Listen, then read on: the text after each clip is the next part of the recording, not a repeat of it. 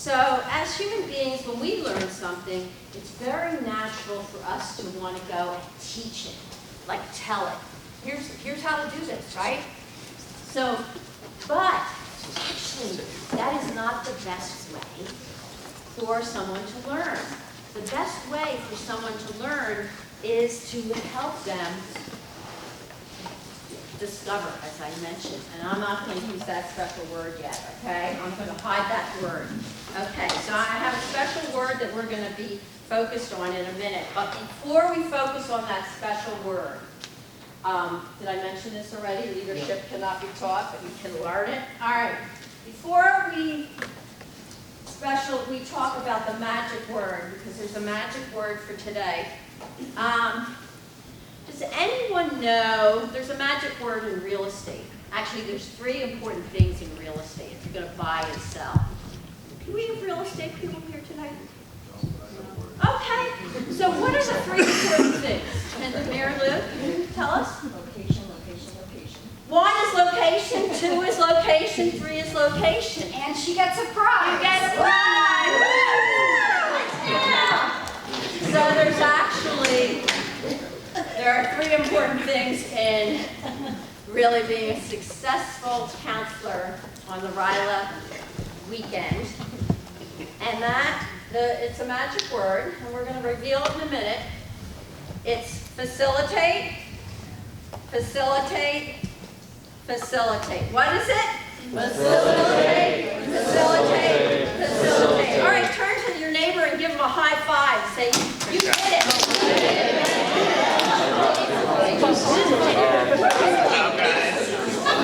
All right, so we're going to bring Susan on. Take it away, Susan.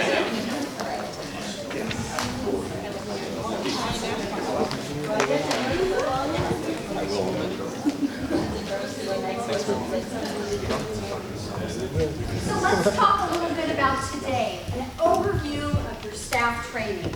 We want to make this day as successful as possible. Here's what we're going to cover today.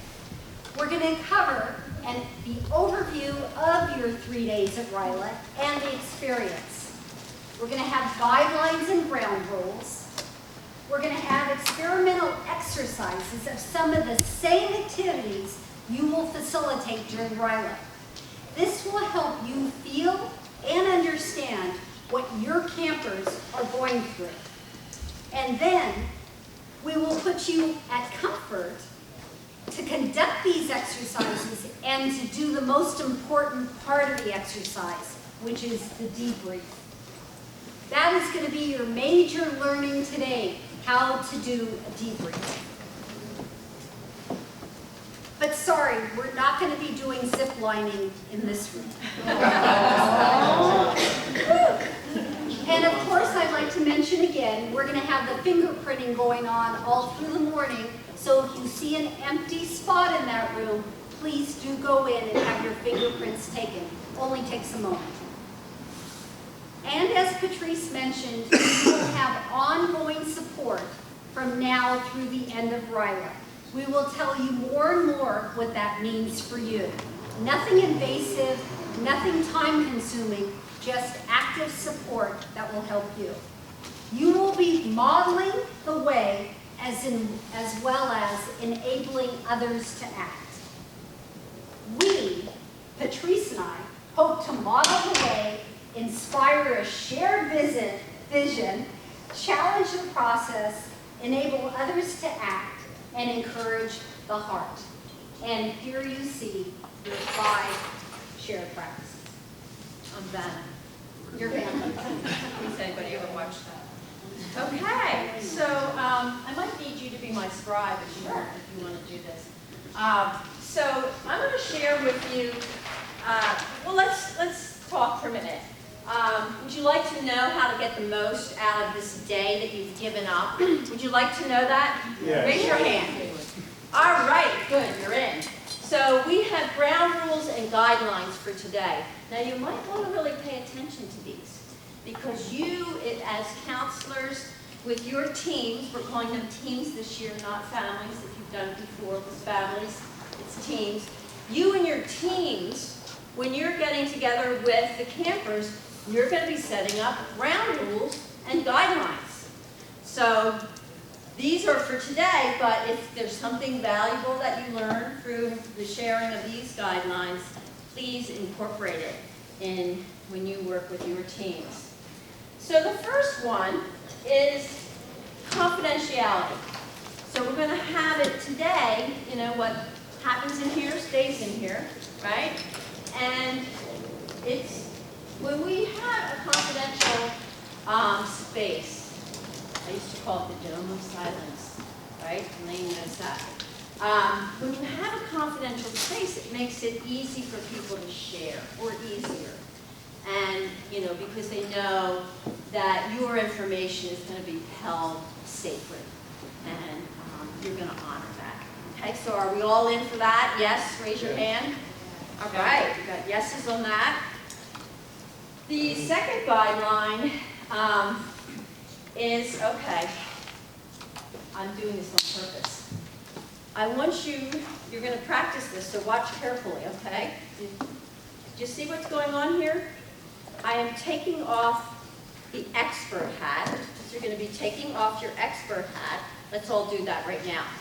Take off your expert hat and put it to the side.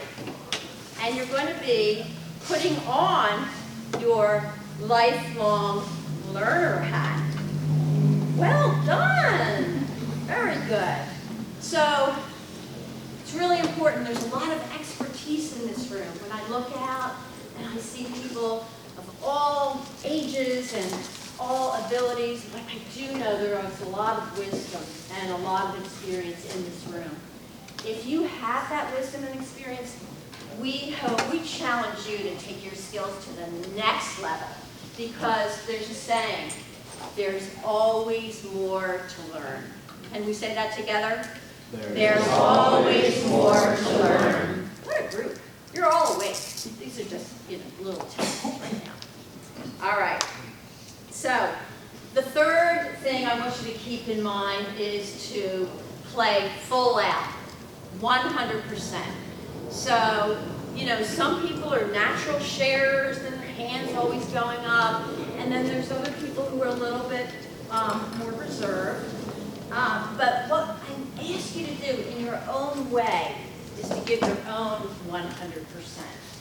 So be yourself, give 100%. Are we all in for that? Yes. All right, turn to your neighbor, give them a high five and say, 100%. 100%. We got this, guys. This is a good group. This is fun. All right, I got out of bed for a purpose today. Okay. Now, along those lines, giving 100%, you know, sometimes people overshare and they might give 150 or 200%. What I want you to do is be mindful of leaving space for others to share. So I want you to self-monitor, if you tend, like me, to get long-winded, to self-monitor and to put a period at the end of the sentence. Are we on board with that? Yes? Okay, great. So just leave room for others to participate, and one person at a time will be asking questions and asking for shares and doing debriefing. So if you wouldn't mind raising your hand to share, would that be okay? All right. And sometimes we'll do popcorn style, where you're just shouted out, but most of the time we want you to raise your hand, and one at a time. All right. Keep an open mind. So there's an old saying, something about a parachute. A parachute doesn't work unless it opens. The same with the mind. So keep an open mind today as you learn. And I want you to ask for clarification. So if something is not clear, we're going to be giving directions for doing experiential exercises, or maybe we'll be in the debrief and somebody says something and it's not quite, maybe you didn't get it, or I didn't get it. I'm going to say, can you say more about that? So just go ahead and make sure that you have the information. We want you to have the information you need so that when you leave here, you have some clarity on what you're going to be doing. Okay? All right. Now, we have bathrooms over there. We already talked about that. Because we're going straight through, which is not my preference, but there's a game today, isn't there? Some kind of game going on? Oh. Some kind of game. I'm from Philadelphia, you know, we have the Eagles, so what can I say? They'll be the Phillies. 76, you know, whatever. So what I ask you to do, we're all adults here, okay? So this is adult learning. So I want you to take care of your own body, your own mind, and your own spirit. So if you need to get up, your back is hurting you, or you need to stretch, feel free to do that. The restrooms are there. But just take care of yourself. Get a drink of water, okay? In fact, water is good for learning. You know, it really wakes your cells up. All right. Anything else? Stay for the entire training. Are we all up for that? Raise your hand if you're staying for the entire training, because there might be a big prize at the end. Yes. Another football, right? Yeah, we're leaving that. And yes, okay. Yeah, this is kind of secret, but I'm gonna, I'm gonna let it out a little bit right now. There is a grand finale that you will not want to miss, because this is going to set the tone for the entire RYLA weekend. So you're going to want to stay till the very end, because something is going to be revealed. Was that Harry Potter when they did the hat thing? They revealed what dorm they were in or something? Okay. It's not, quite like that, but close. All right. So is there any other guidelines do you think we should include? Raise your hand if we have another important ground rule or guideline. Did I cover everything? Have fun! Why isn't it healing quick? Why does it keep wanting to go up? People push it up. But we don't need to push it up. Why does it keep going up? We're just putting a stick on the ground. It's not supposed to be that hard.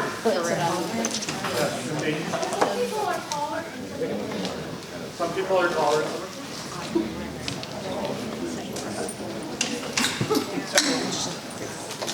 Is that the only reason? I don't want that darn stick to out. It's because there's more force applied than the gravity. It applies. Yes. You don't want your finger to come off the stick. So if you drop your finger down to drop the stick, then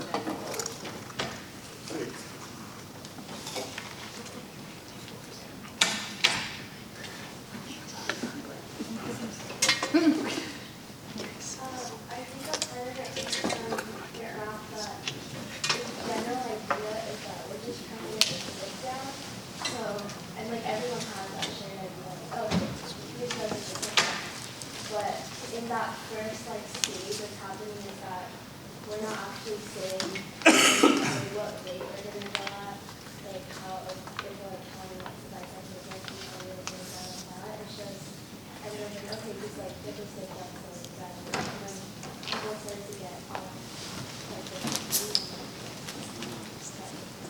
It's hard to hear back here. So what I said was that Stand up. So what I said was that it's also in part due to that everyone is just having that shared idea that you just got to get the stick down.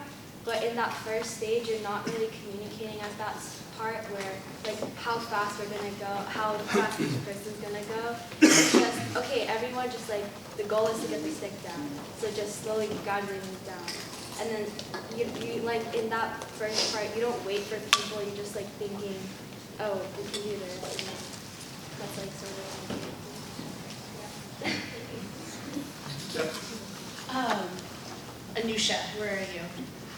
Oh, she's in the restroom. Okay. So Anusha was really great in the sense of she said, who has already done this activity before? We want to give those who've never done this activity before an opportunity. Can we come to an agreement that we're going to let them have the opportunity to enjoy this activity? And that changed the entire outlook on the activity. So I know I did this when I was in RYLA many moons ago, but I forgot the concept. And so it was great because it provided the other people who are newer, which was like more than half the people in the group, to actually share their ideas. And so what you were just sharing, I didn't know your name, but right here, like it gave us an opportunity to like count down, take time. That's why we were so quick. You know, we recognized like someone, Eureka, no, it was you. They shared like, I'm short. And so I said, hey, I might be doing a lot of CrossFit, but like I cannot get my leg down. So we were more open to new ideas. So I just want to appreciate and call out Anusha for saying that, because it provided other folks, because like we're coming in with our biases, right? My RYLA experience when I was in high school is not your RYLA experience. My RYLA experience in high school is not this upcoming high school student's RYLA experience.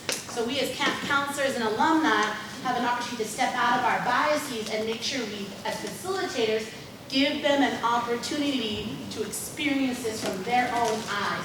Now, if they get stuck, our role as facilitators to ask those thoughtful, open-ended questions so they can figure out those solutions. So that's what I felt when I was doing this feeling exercise.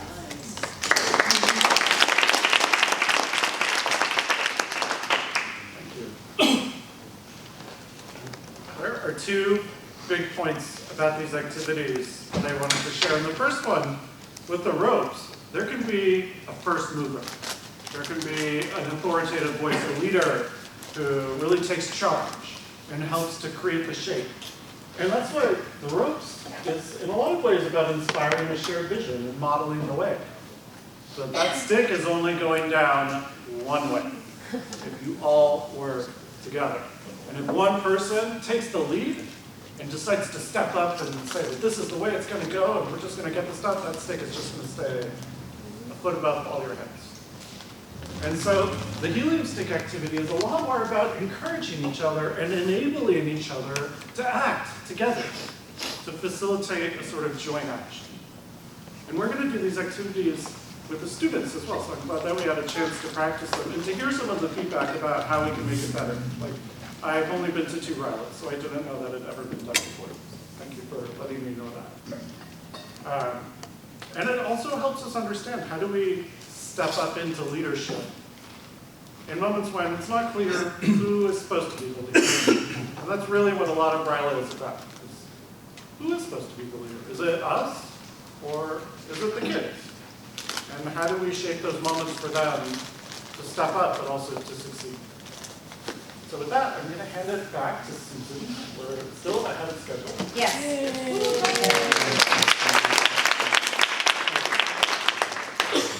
So once again, you experienced another 3 activities that you are going to participate with your campus.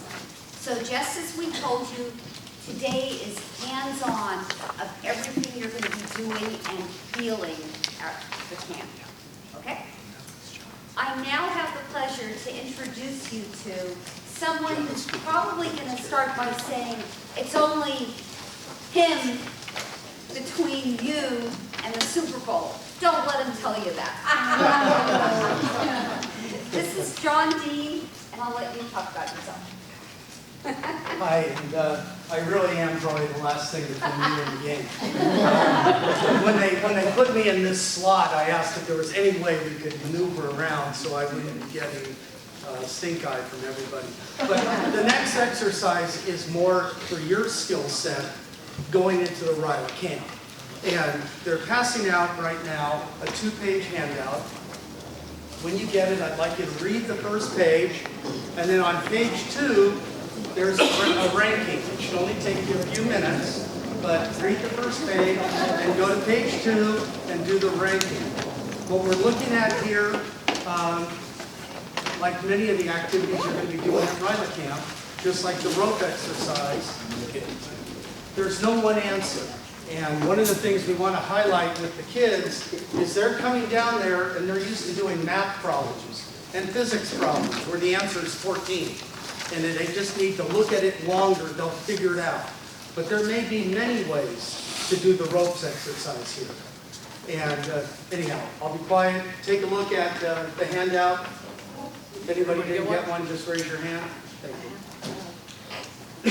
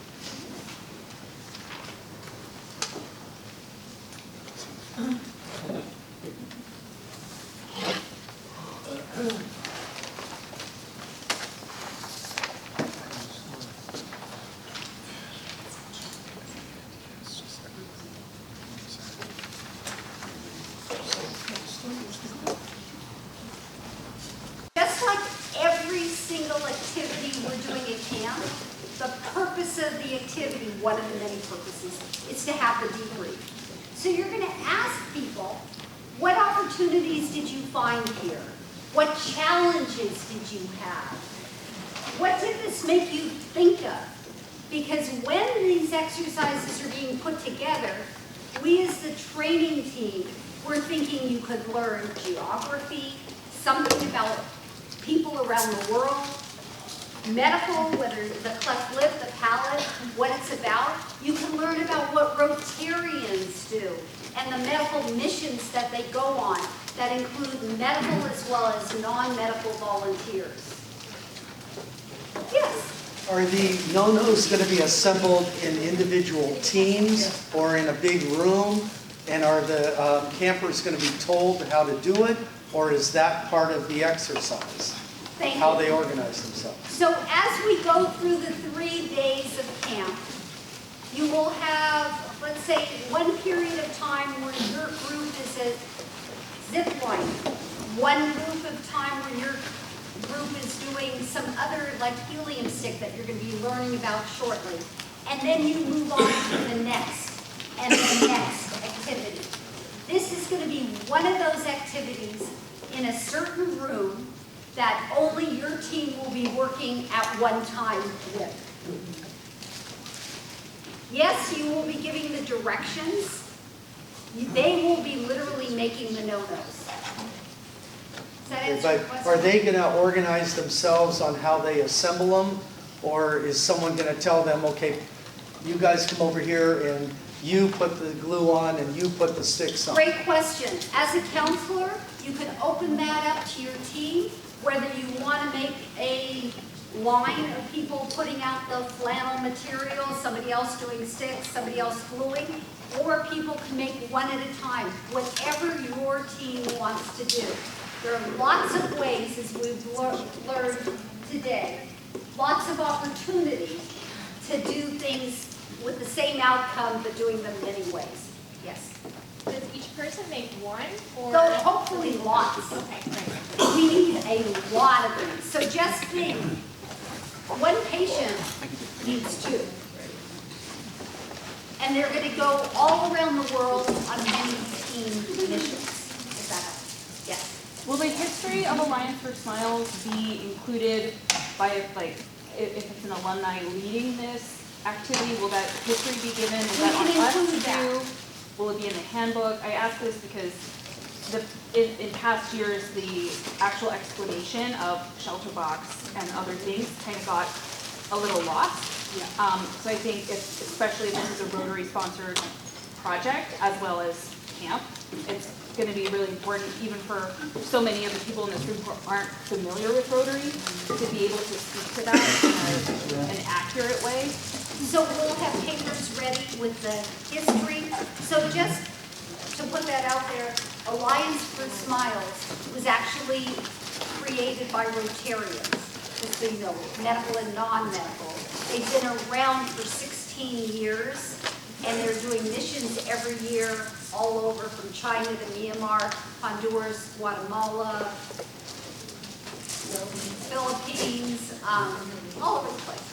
Yes. I think what Stacy's asking is in previous years we've had shelter box, but there wasn't an adequate explanation on the significance of shelter box and why it was important that they were there. Is there going to be someone who's Yes. on stage who presented the day before, or a pinpoint person who stays at the station the whole time to explain it to everybody? Because I think it's really important that if they're there, they should know why it's significant that why they're there. So Especially. not on stage, because we're doing a lot less of that this year at RYLA. But you will have it on the table with the materials. You will have a complete explanation and complete instructions and links. So we can, this is all good input which we can do. Also, we'll be doing a review of all these pieces the night before. So you don't have to like memorize everything here, but we'll sort of go through the schedule. And our goal is to make it as easy and clear for you as possible for the success of RYLA, yes.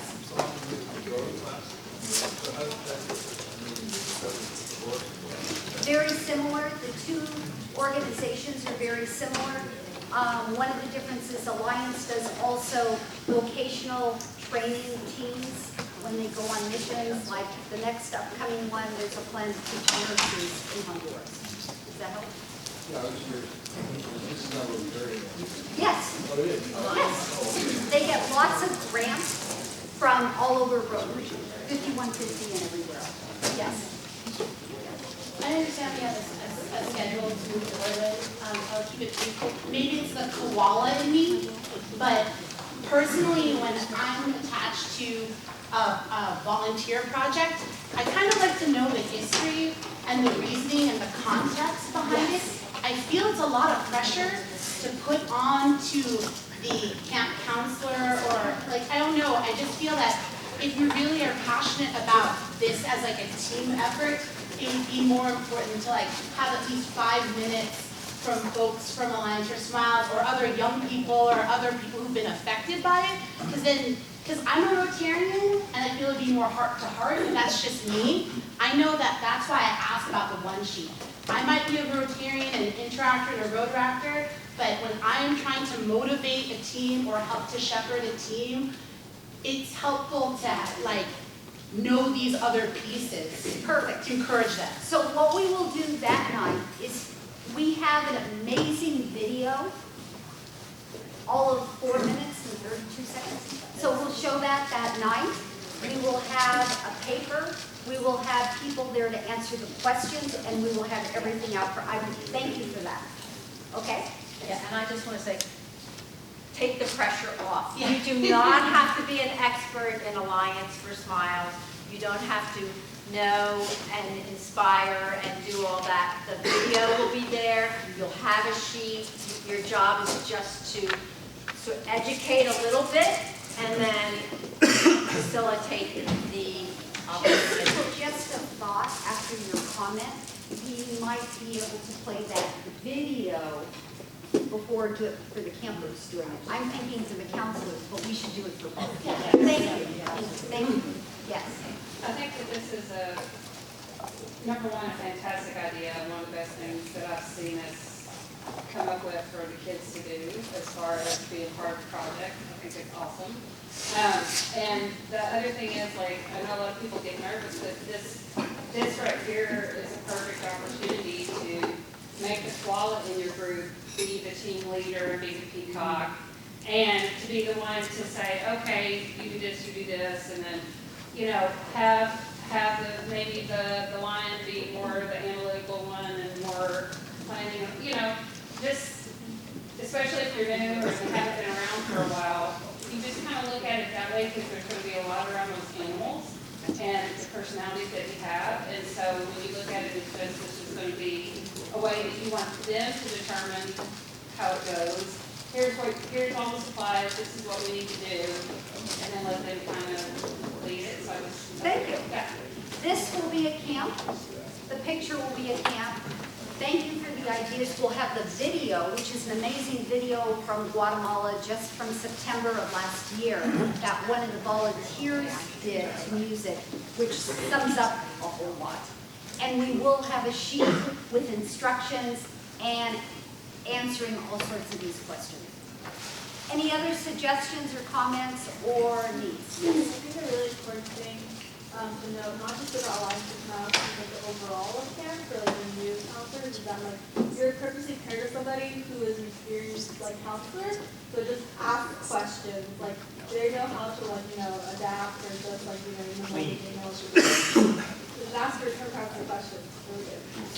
Did everybody hear that? No. You get to stand up and say it again. Use your RYLA voice, Shelley. So the important thing to remember is that you are purposely paired with somebody who is an experienced counselor. So if you're a first-year counselor, then you're with somebody who's done this before. So you can ask them questions. They know how to adapt. They know what to do. They have some kind of idea of like how to move forward and how to like facilitate.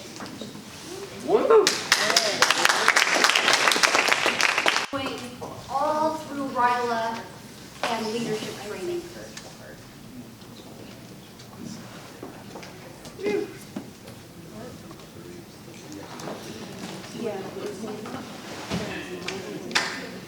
Thank you. Anna, so what do you see as what we just did in relationship to the 5 practices? So I'm going to focus on enable others to act, so kind of a burden color. And then number 7 says foster collaboration by building trust and facilitating relationships. So I think going forward, this experience has been enhanced by the opportunity that we shared of sharing a little bit about each other, our values, and what to accomplish. And then strengthen others by increasing self-determination and developing competence. We have a lot to build for one another and also with our teams. And so I think I'm looking forward to seeing the strengths that are brought into our team going forward. Thank you.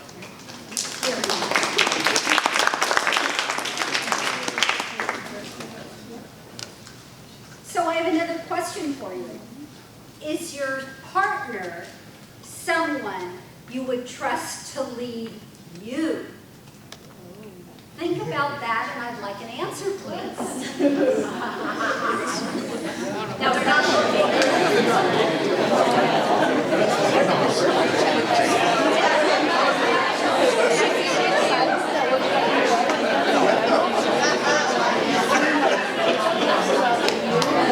How shy you are.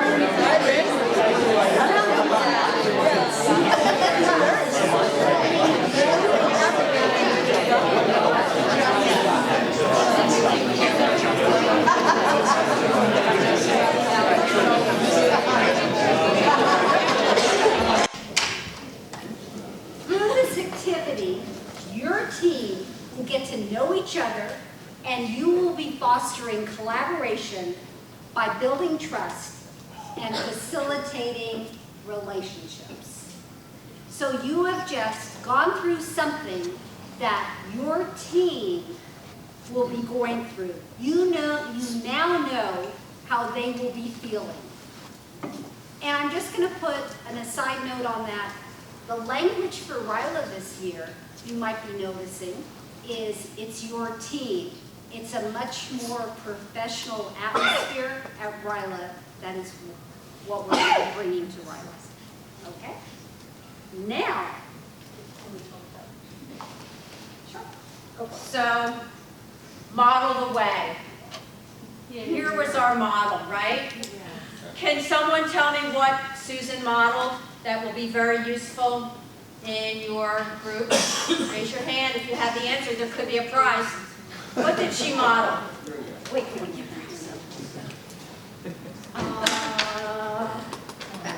Wait, oh, Josh, I can't throw that far. Yeah, you can.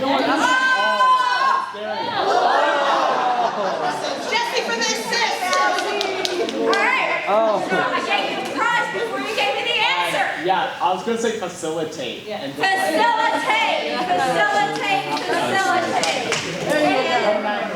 And what we showed here, these are just generic. You're going to come up with your own questions that will stimulate thought and open people's minds A closed question is a yes or no, or, you know, what color, you know, do you like best? A Blue? one-word answer. Right, right. But mostly these are open-ended questions that Susan demoed. So throughout the day, we'll be demoing what you're doing, and you'll be doing it at camp.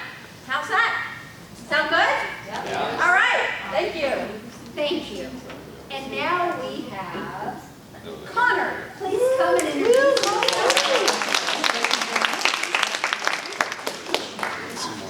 Hi. Hi, Connor. Hi, Connor. Hi, Connor. Connor. Connor, I'm with the classification of educator from Rotary Club of San Francisco. And so far, we've used a very participatory style. We're all invited to stand up and speak our minds. I would like to use a different pedagogy, maybe one that you'll employ with the youth when you're working with them, the Socratic style. And it works a little bit better. I can see like May is like looking away like this. It works a little bit better when you have trust with your group, right? And I think we have some trust now. So Howard, would you happen to know what RYLA stands for? Nope. That's okay. Jenny, would you happen to know what RYLA stands for? Yes, I do. Would you like me to share? I love that. Okay. It stands for Rotary Youth Rotary Youth Leadership Award. Amazing!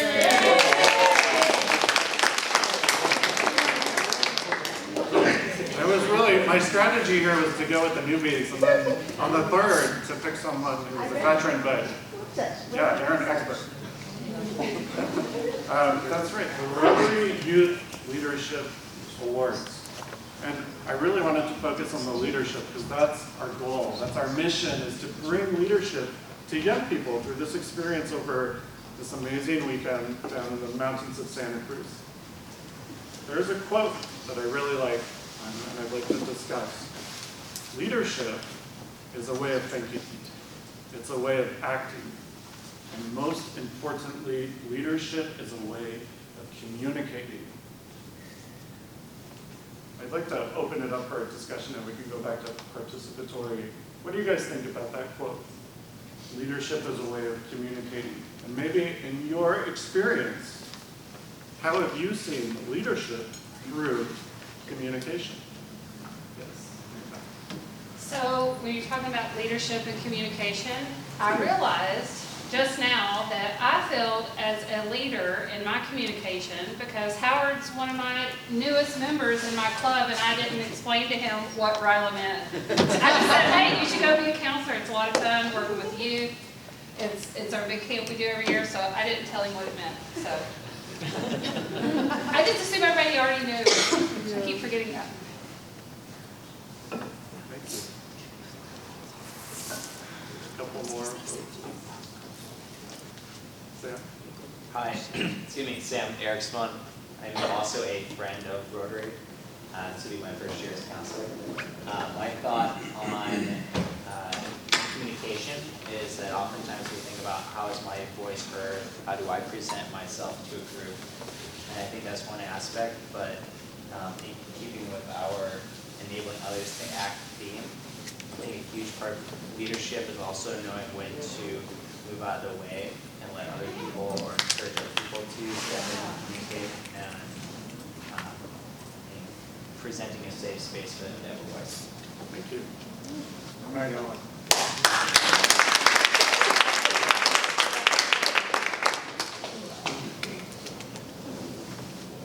Maybe one more person who could share a way. I think with regard to communication and leadership, it's really important to adhere to this quote that I love. First, thrive to be, paraphrasing, first thrive to understand before being understood. And I think that goes into the most important piece of us as human beings is being heard and being understood. So if you come from a place of, I want to understand who you are, what matters to you, I think that is a really important piece of communication because that opens a door for someone to feel safe with you because you've got the other person's best interest at heart. So leadership, that's what it is. Yeah.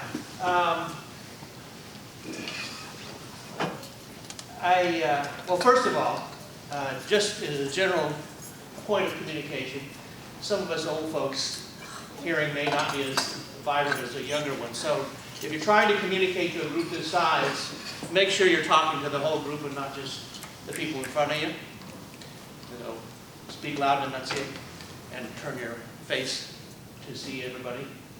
But when I was a college professor, and I taught aspects of communication, one of the things that I learned is that, is this phrase, that communication is a leap of faith, that what you say and what you intend to mean is received by the listener in the way you intended it.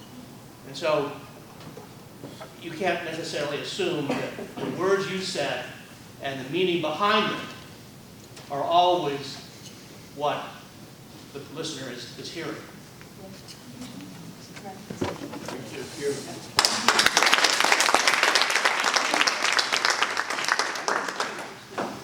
Art, did I see you? I'm Alan A. with Rotary Club of Good Evening. You know, communication is more than just speaking and making sure that you're clear. Communication is also actively listening to other people so that there is true communication. So people understand, you understand what they're saying, and you can enunciate what you, and bring across what you really want to say. Thank you.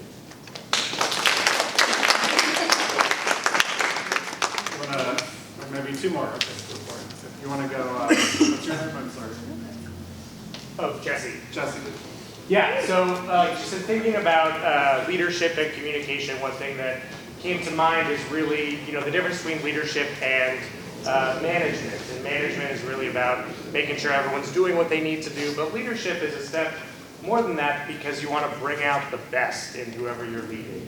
And that can only really be done through communication, whether you're actively listening, asking the right questions, really encouraging people to not only get to know each other, but how do you bring out the best in someone? So communication is pretty key in that.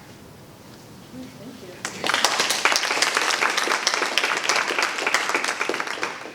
I'm going to bring up that caboose. Hi, I'm Veronica. So I was a camper last year, and I'm not part of the Rotary Club. But okay. So last year as a camper, I think where to support communication is a big part of leadership. Was during the road courses that we went on. I feel like that exemplifies that if you don't communicate well, or if you're not so confident in yourself to believe that you have the potential to put a part of your ideas and thoughts into accomplishing the task, then it's your group might not succeed. They really need you too as much as you need them. And I think at one point we couldn't figure out how to get across to another word. And we were all pretty stuck, but then everyone just started coming up with little bits of ideas, and those parts of communication came together into one whole idea that ended up letting us succeed. And then also just the first day of arriving at camp, the courage it takes to put yourself into this leadership position and speak out first, ask questions even the most simplest question, what's your favorite color? It starts off that bond between your family members. And yeah, I think that's what's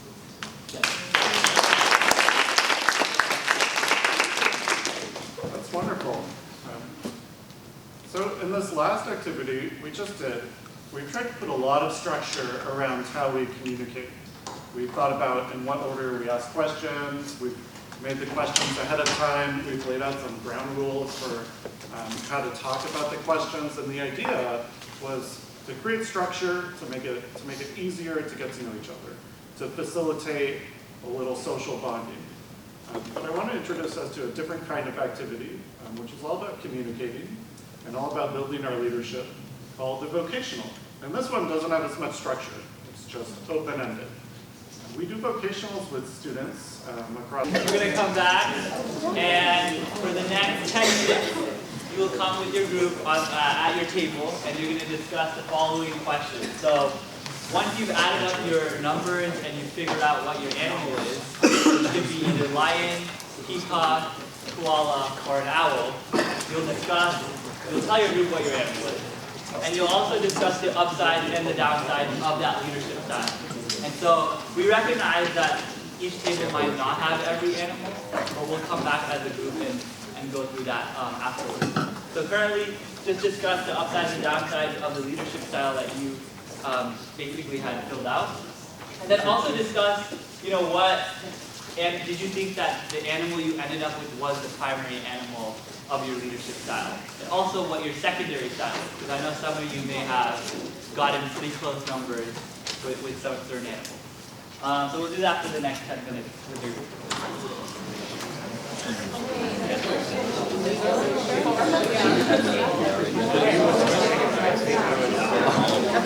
Ask you to show the scene. Are you in 2 services?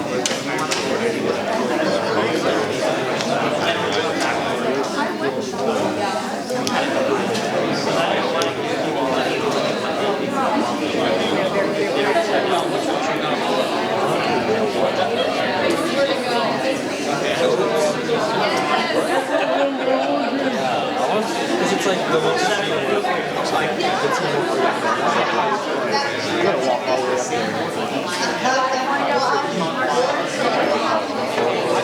You would watch last night. I can't find the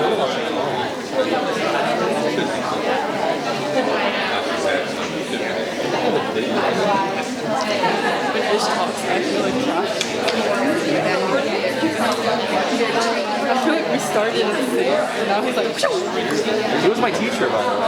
He was my teacher. I know, when I see it, I feel like...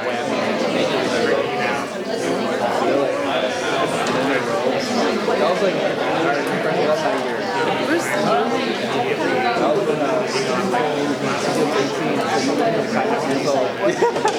when we're experiencing stuff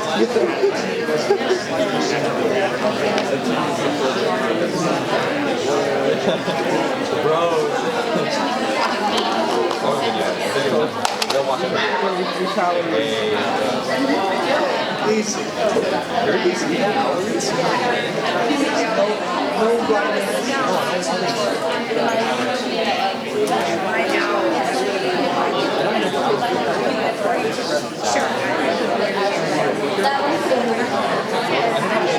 I'm not analytical.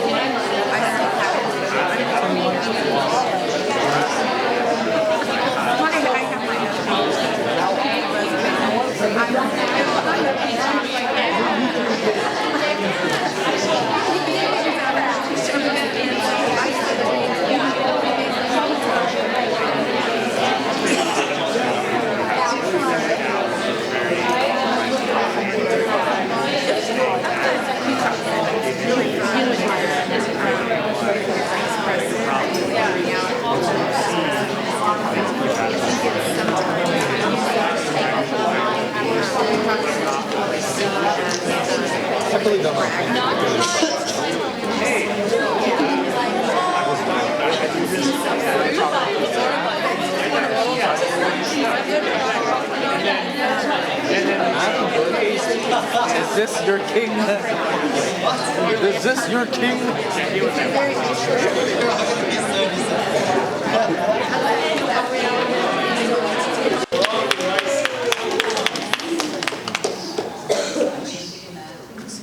MC or Micey, you know, I mean.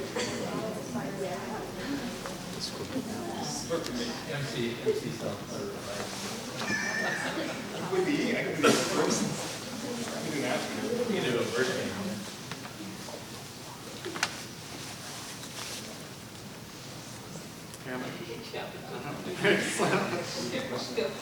Anna Zambrano from the Rotary Club of South San Francisco. So I think challenge the process would come into kind of summarizing what we did today. I heard that some people went through an organic process within their table groups, and some people approached it a little bit different than others, and I think that's important feedback for us to have so that we know that there's different ways to approach when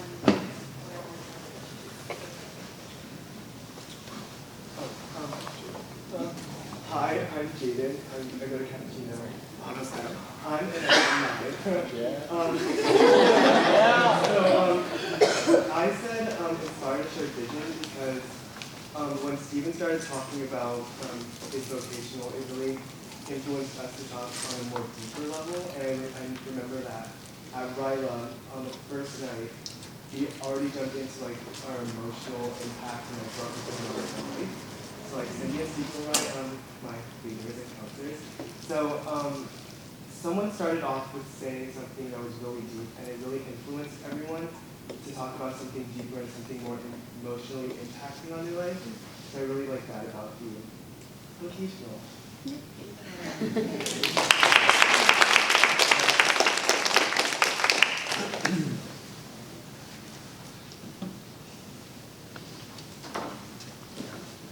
I'm Kendra Canning from Harbor Rotary in San Rafael. One of the ways that we kind of prompt the really meaningful parts of conversation in YPO, which is Young Presidents Organization, they say, talk about the top and bottom 5% of your life. So that because most conversations kind of happen in the 70 to whatever, but where it's really meaningful, it's in the bottom 5% and the top 5%. So maybe there's a way to encourage, going for the big things in the conversation. I mean, after you've built trust, et cetera, but it's an easy way to refer. Like, we don't want to know your to-do list, right? We want to know what's heavy on your heart or what you're celebrating, those kind of things.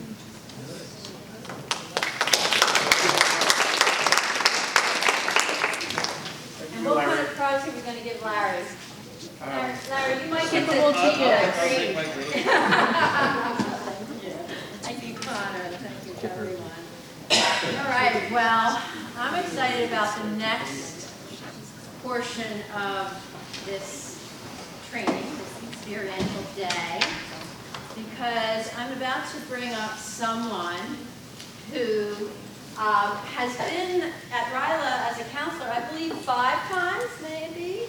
I hope I'm right, five-ish times, and has been in RYLA camper and then became an alum and went on to UC Berkeley, has an amazing story, not only a senior student there, but a teacher as well, and has his own software company. Pretty amazing person. So it is my honor to introduce the next trainer of the day, Ish.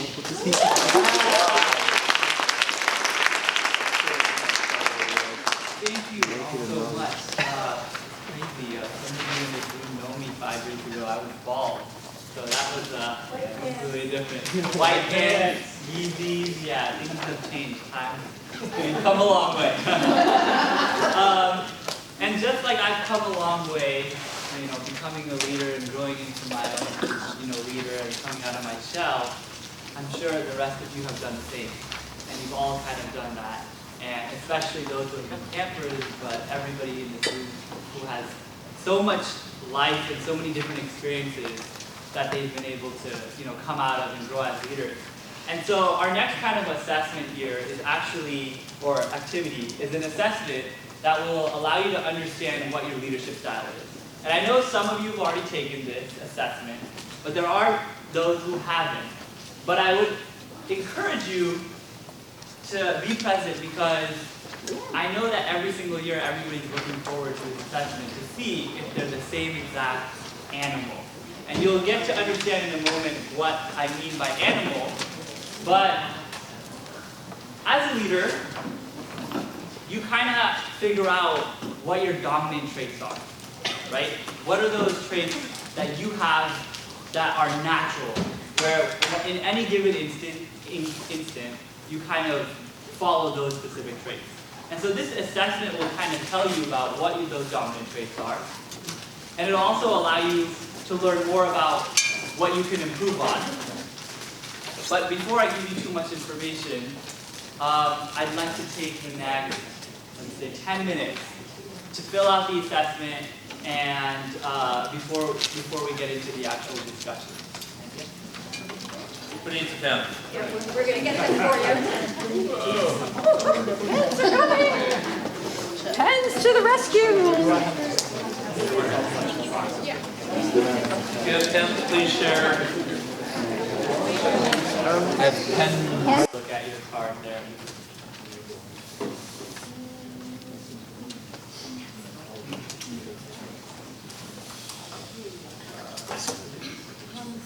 I realize I never told you that I was a Rotary Club apostasy.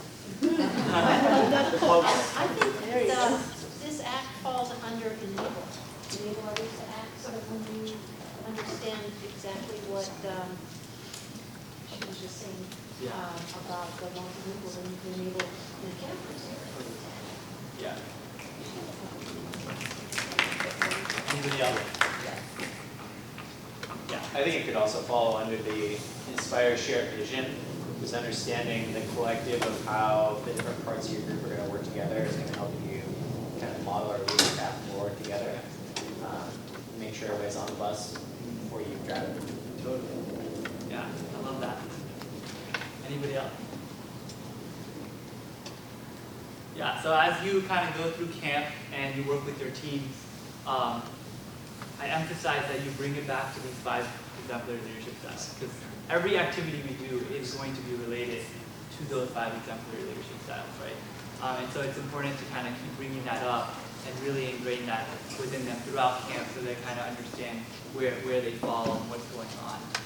And so I'm sure that somebody else will come up here about food, but I'd like to kind of end off with one little note about leadership, and that a lot of you in the room know that I have a pet parrot. And so I'll make a bird analogy here. I think in life there's 3 types of birds for, say, leadership styles, right? And there's eagles, there's buzzards, and there's turkeys. Right? Eagles are regalists. They're high altitude birds. They're aggressive, but they know what they want. Right? Maybe it sounds like a lion, but it's not a lion. Right? Then you have buzzards, and buzzards are always stepping on other people's heads. Right? And then you have the worst type of bird, a turkey, because they're always trying to profile somebody. Translation, trying to be somebody they're not. Trying to act like they can fly, but they're not. So as you go out in the world, I encourage you to be the eagle through this camp. Thank you.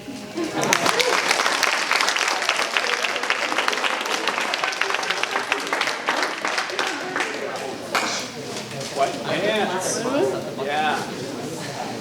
That was wonderful. Thank you so much. So now, we are on time, you guys. We're not running late, but yes, we know what's ahead this afternoon. Lynn has an announcement about lunches, but right before Lynn says that, I want you to take a note that there is a very large Post-it over here. And there are 30 different things on here. So as you grab your lunch, take a peek at this piece of paper, and we're going to tell you about it later. So, the cliffhanger! The cliffhanger, exactly. Thank you, Patrice. So, as you walk by, either to and from getting your lunches, please take a look at this Post-it. Lynn. Now, before you all run, I'll see if I can do a better job of explaining this.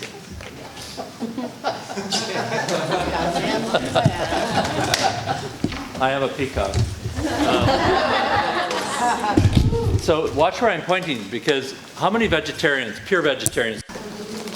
Let's start with this.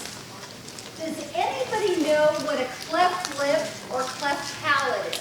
Smile. Everybody take your hand back here. Oh my, everybody's We fell and we don't participate in that one. Best friend is like part of the club in the Club of Berkeley, Project Smile. Well, let's cleft palate, it's, you know, it's a birth defect. The babies are born with it, and it is surgically not that necessarily that hard to fix, but in a lot of countries around the world, they're unable to. They don't have money to repair that. And maybe we can talk about I forget what they call it, that doctor team, but they travel and do the surgeries on the spot and for the families and the children that need it, because they can't chew or they can't, you know, once it's deformity, they're very difficult. So, and then we have a doctor in our club that does that. Perfect. Thank you. So a cleft lip is where the lips does not close, and a palate where the palate, the roof of your mouth, is not closed. And this happens in utero, and what happens is it has lots of effects on the child. Why do these occur? No one really knows whether it's genetics or whether it's environmental or both. Yes, we've seen fathers and sons have them, where they both get repaired at the same time, so you know that maybe it is something genetic. There are medical missions that go around the world to repair cleft lip and palates. Often, these missions are funded by Rotary. Rotary gives grants. Rotary supplies volunteers, both medical and non-medical. So many of the people on these missions are Rotarians. What I'm showing here is a map of the world of which some of the places that our medical missions go on. On the back, you will see a lovely, what do you say? I'm going to say Burmese as opposed to me. A child from Myanmar who has a cleft lip, okay? Which is one of the places that Alliance for Smiles does travel to. At camp, we will be making what's called a no-no. As the name says, a no-no keeps a child from touching their lips or the roof of their mouth post-surgically. So on the little kidlets, we put these on in surgery, and it's just something soft and clean to keep them from bending their elbow. And that is the goal. Before they leave the hospital, these get tossed because they get extremely dirty, and we don't reuse them. So what we've learned is how necessary these are. What we're going to be doing at camp is taking fabric, soft flannel, soft, cute, nice, happy material, and making a no-no.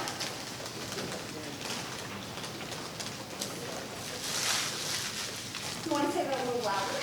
I really like that. That's very cool. So it's something that we can do. It's a community service which the kids will absolutely love, which is something really needed. Let me tell you, they're really needed.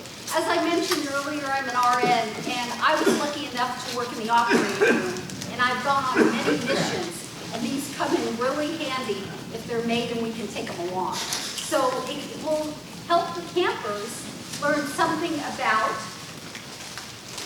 geography. You can mention that the no-nos in here that they're going to be making at camp will go to places like Myanmar and Honduras, which are the upcoming missions. You can tell them a little bit about the medical process of what these are for and what they're going to be stopping. So they're going to be stopping little ones 2 years and younger from touching their lip and their mouth and their palate. One thing I didn't mention, which I should, is what happens when these kids are born with cleft lip and palates.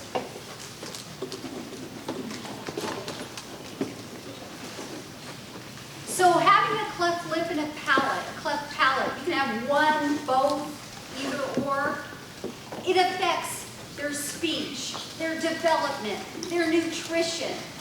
They get bullied by other kids, and the families get ostracized. So what they're making affects an individual, a family, and a community.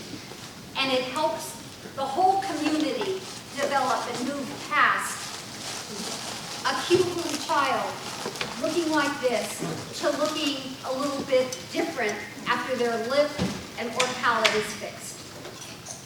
And every mom loves their child no matter how they look. It'll just be a different look, is what I'm trying to say. Okay? So what happens with these is they get folded in half, this size. We're going to be taking 6 craft sticks, not exactly popsicle sticks, but similar. We're going to be lining them up. Thank you. I'm done. I don't like to dance. Remember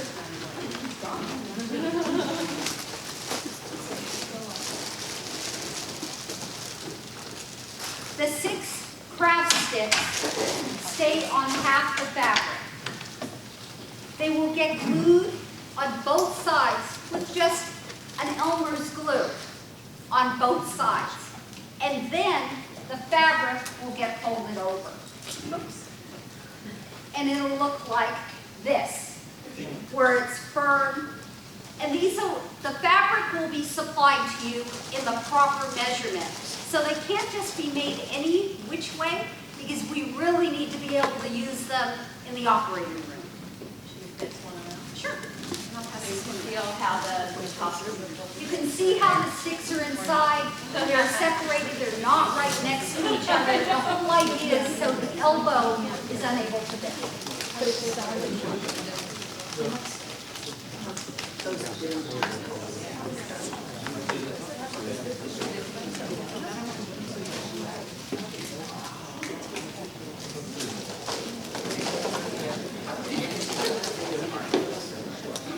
How are they fixed to the arm?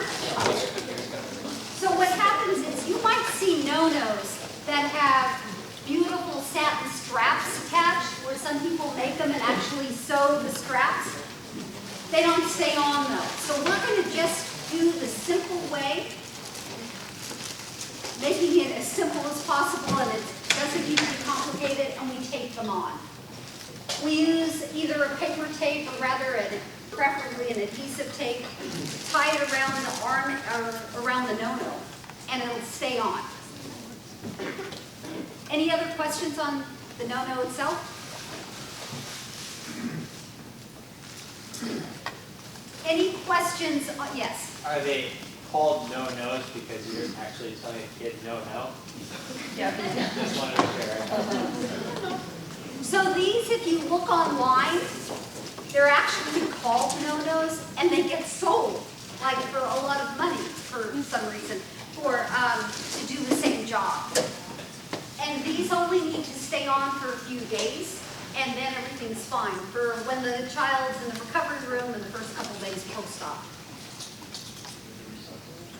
No, because they get dirty, and we don't like to do things between patients just like here. We take the same best practices along on mission trips, so we won't recycle them. Okay? Pardon? You can't, they have the sticks inside, and we're trying to, yeah, with the glue, it won't work. Right. Any other questions? So what is the role of the counselor while? So the counselor and the alum helping at that station will actually be teaching this, telling the RYLA campers why we're doing this, where the no-nos are going to be going, what a cleft lip and palate is, and the purpose of the no-nos, and any other questions they might have asked. And there will be an alum with you to do the project. Yes. I'm so sorry. Well, thank you. Usually I'm never a lady. Maybe that's universal. I know, right? I don't know if this, I'm just gonna put it out there. I know for me, I like to adapt to different types of learning styles. Would there be like a one sheet or like a little training card just for our talking points? Yes. Great. Yes. But as we said earlier today, what we want is for everybody here to experience the activities at RYLA, what you're going to have over the 3 days. And if you have any questions, and what you feel like right now, if you have any issues, challenges, opportunities to ask questions, that you can ask them now. We're not having people make them now because we really wanted you to enjoy your lunch. But if you have any questions, please feel free to ask. I have a question. Sure. How might they debrief this activity? So let's say the kids do it, and they get them done, and then the role of the counselor would be a debrief, to lead a debrief. How might they do that? Thank you. What a setup. Great setup. I convinced my students in high school that I have a terminal illness where I can't raise my voice above normal speaking level, where my throat spontaneously explodes and I'll just die out on the floor. The young ones can be very gullible. But if that doesn't work, do the clapping. Always works. So, communicating. This exercise was really all about an open form of communication, and we feel so strongly that unless we communicate well with each other, we can't lead each other. And that's the goal in RYLA, in the Rotary Youth Leadership Awards, is to get to leadership. And that's why you will also do vocationals throughout the camp with students, in addition to this question activity that we did before. Before we move into some debrief, did anybody share something particularly cool, or did anyone learn something really amazing, or weird facts, or fun things, Shaylee? I learned that Howard had to the same high school. No way! Oh. Wow. Lol. Pride. Kind of lol. What do you mean, kind of lol? There's like lol or not lol. Okay, cool.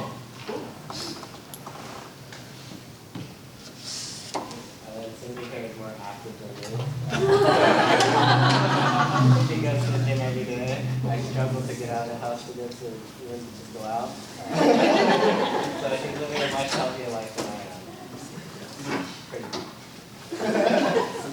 But I did learn that Robert and I both really like our favorite dark chocolate. He's lactose intolerant. I am. I heard that too. One or two more. We had a pretty epic discussion about why waffles are better than pancakes. You're both in agreement there. Well, we didn't put French toast into the mix, but waffles over pancakes. We'll Lions Camp RYLA. Always wanted to know that. Anybody in the back? Interesting or kind of cool? Like this year, I'm gonna make sure to bring the right shoes. Yes, please. The right shoes, boo. Huh? Closed toe. Closed toe. Yeah, got it. Bring shower system. Well. I learned that Sam is taking salsa dancing classes, and so I think the DJ of RYLA should play some salsa.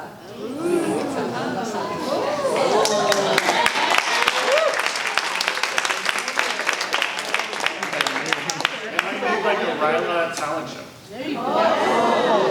Who's the DJ this year? Larry. Oh. Did you hear that?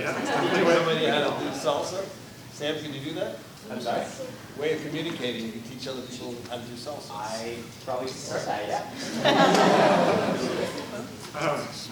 Yes, Art. Yeah, Jack Paul and I learned just now that something about the efficacy of RYLA as a program for leadership. And both Karen and Josh are now presidents of their. Are you not president? No, we're just members. We're members of the same fraternity, just same fraternity at their schools, which is a a service-oriented fraternity, which is kind of cool. Karen's a newly elected president.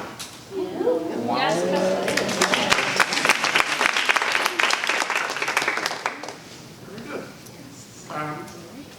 So everybody learns in different ways. Some people, they need to be up, touching, moving. Some people, they like to listen. Some people learn through seeing.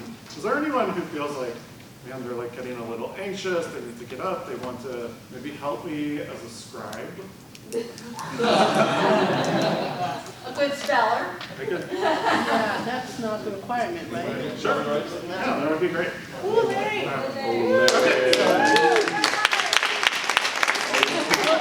Throwing upon you the green marker. I want a football. Mint. Here we go.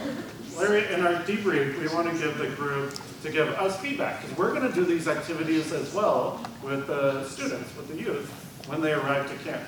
And I'd like to hear a couple things that went really well in both of the last two exercises, and a couple things that we need to improve so that we can continue to redesign and to make these activities even more effective to build strong communication and better relationships. So with that, I'm going to hand it to the group. Some ideas about how we could either make the activities better or what was particularly effective. The activities of the camp in general, the activities of debriefing. These two communication activities. Jacqueline? I definitely like the 1 to 2 minute vocational moment because that gives that freedom of, oh, talk about whatever you want to talk about. It's not as structured, so learning about, I talked about my injuries, and so we're just talking about different things, so it's a more, whatever you feel like the salsa and volunteering, so I definitely like the 1 to 2 minute vocational. Did you repeat that? Wonderful. So, the freedom of the vocational. Yeah.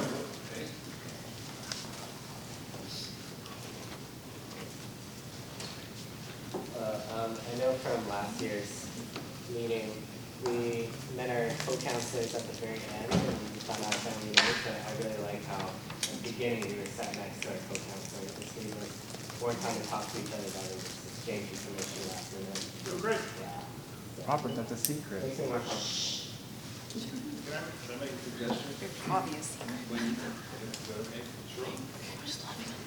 When you do that, can you come up with like one word? Eight counselors. I think Karen.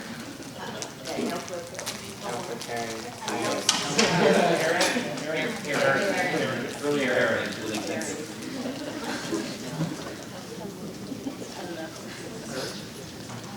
Clarification, at the camp, are the students doing pairing, sharing with just one person?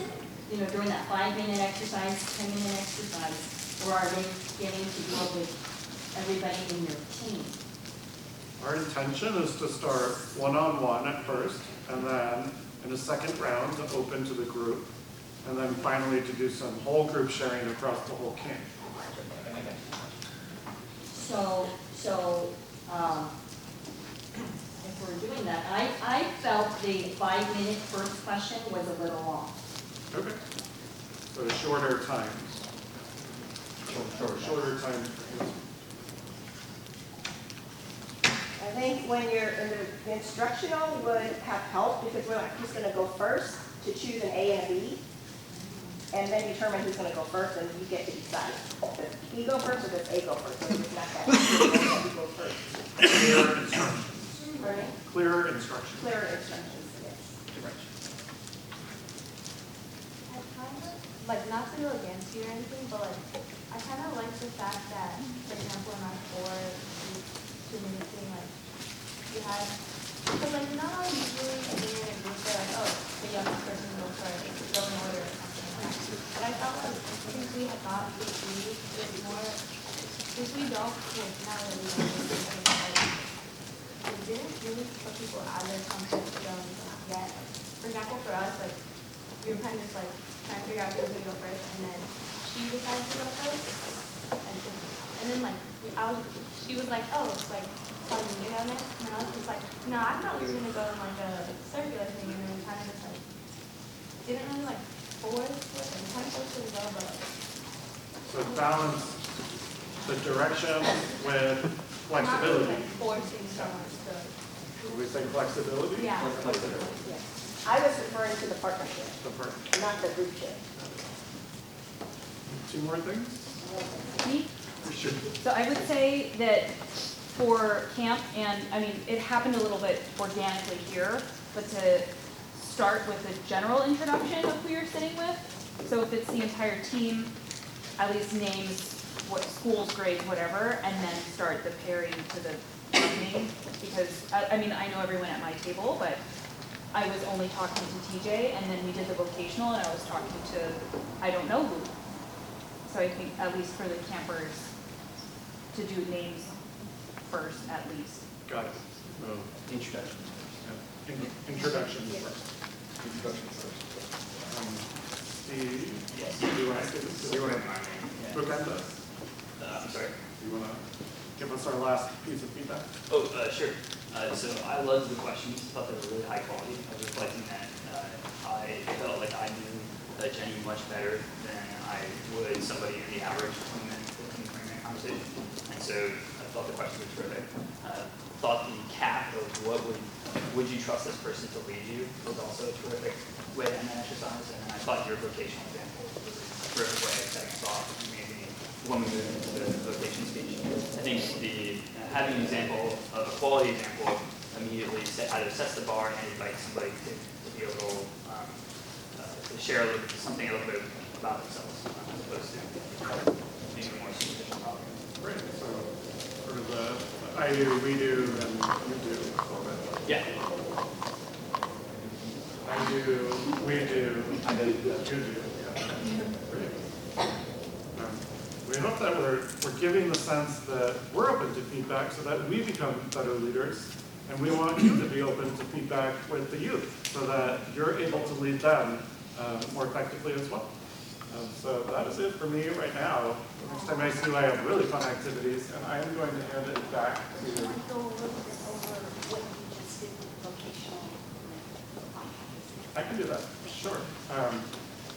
Throughout the camp, we're relating everything back to these 5 practices. And so in these exercises, and especially in the vocational, where did the group feel like the 5 practices came in? What was sort of most relevant of these 5 practices to you?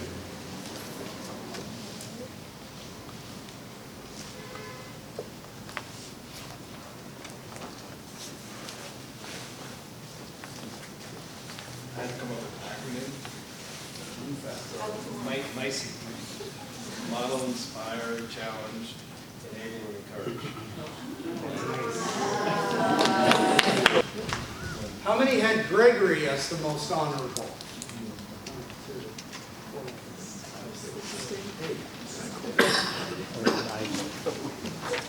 What about Sinbad?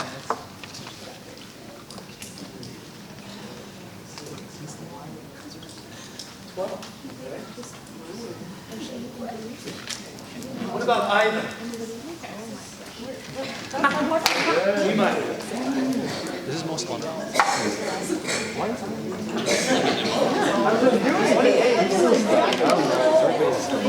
Okay. 28 had Ivan as the most honorable. Okay, those of you who had Abigail as most honorable, what was your rationale? Why did you think she was the most honorable? I would want to mention. Yes. I guess because she was under the influence of someone who wanted her child. I mean, that's pretty bad. So she, I mean, it's not honorable to give up, maybe give up your child, but I think she was under duress and wouldn't have been something the choice she would have made up. How about Slug? Oh, I'm sorry. Oh, yeah, for Abigail, it's like she's still willing to honor her agreement with She honored her agreement. Can everyone speak louder, please? yeah. And yeah, she, despite like it being her. Good idea. Alright, but yeah, even though it's like her first child, Abigail's still willing to agree or stand up to her agreement. And she's doing all this work to get to Gregory, who she loves. But despite all that, she's still powering through, and people are helping her along the way. So I think that's why she's the most honorable. Anybody else? Yes. So I bet Abigail was honorable because, her motive or her goal was to get to Gregory involved, but then all this other stuff that happened. Louder. So she was trying to get to Gregory, and I felt like that was a really noble cause. And also, like, what happened to her in the story was really mostly because of uncontrollable circumstances. So it's really what everyone else, what really everyone else is really influenced her possible decisions and decision making. Okay. Of those of you who voted for Slug, what was your rationale? Yes. Okay. I truly believe Slug is the hero of this story. He steps up, he does what is right, and rides off in the sunset with the woman. He's my winner. Happy ending. Happy ending. Anybody else? Anybody else with Slug? Yes, Hal. I was just say, might makes right. Okay. What about Gregory? Yes. Well, I picked Gregory because he wasn't in love with Abigail, right? I mean, she's the one who goes to him. Nowhere in the story does it say that he's in love with her, and now she appears to him and she says, okay, here I am. And by the way, we're going to have a baby, and we're going to give it away. So Gregory goes. So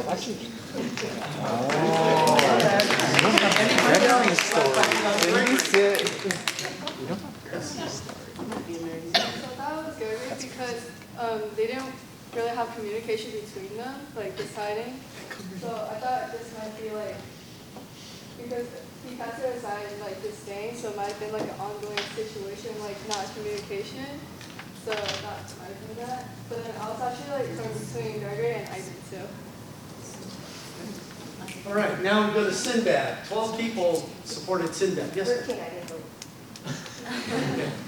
I chose Sinbad because despite the story around why she needed to get over to the other side, Sinbad says, I'll take you, and this is my price.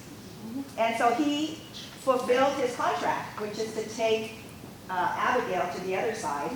So he fulfilled, because if you look up the definition of honor, it's to adhere to what is right and to conventional standards. And argue with Google, okay?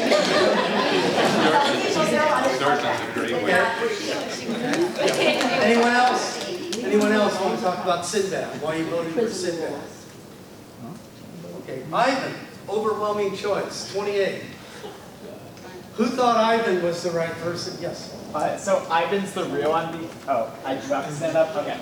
So Ivan's the real MVP because he doesn't really do anything, and that he doesn't want to get involved. There's alligators in that river, and we shouldn't blame him for not wanting to cross the river, So he did nothing, so no harm, no foul. Anybody else want to talk about Ivan?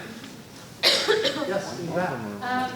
Well, it sounded like, it says that that's her friend, and that, she was going to him to like vent and explain the situation. So it sounded like he was there, like, just being a good listener, but he didn't want to get in the middle of all the drama. Okay, so he just opted out. Yeah. Well, I surmised from the last sentence that Slug and what's her name had this plan from the beginning. I thought this was going to be.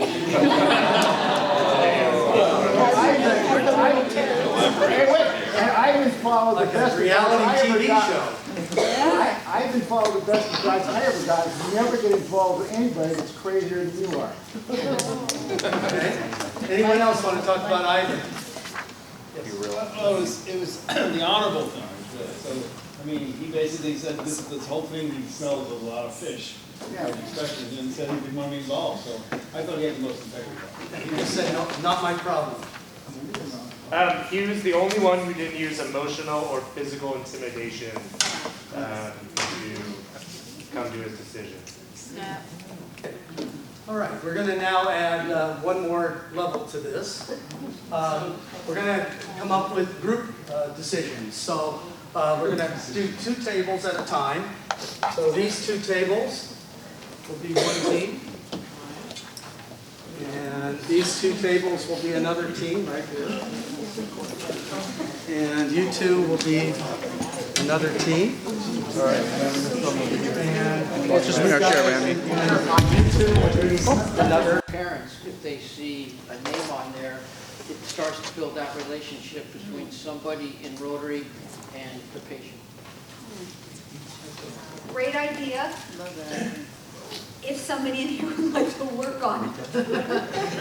Well, doesn't the person who makes the no-no have a pen right there and they could just... So you're saying write on it maybe? Yeah. Yeah, with an indelible marker, the person who makes Made that. by Rotary. A fabric writer, no, their name. Or a Sharpie. Yeah. Thank you. I was thinking you meant something totally separate. Thank you.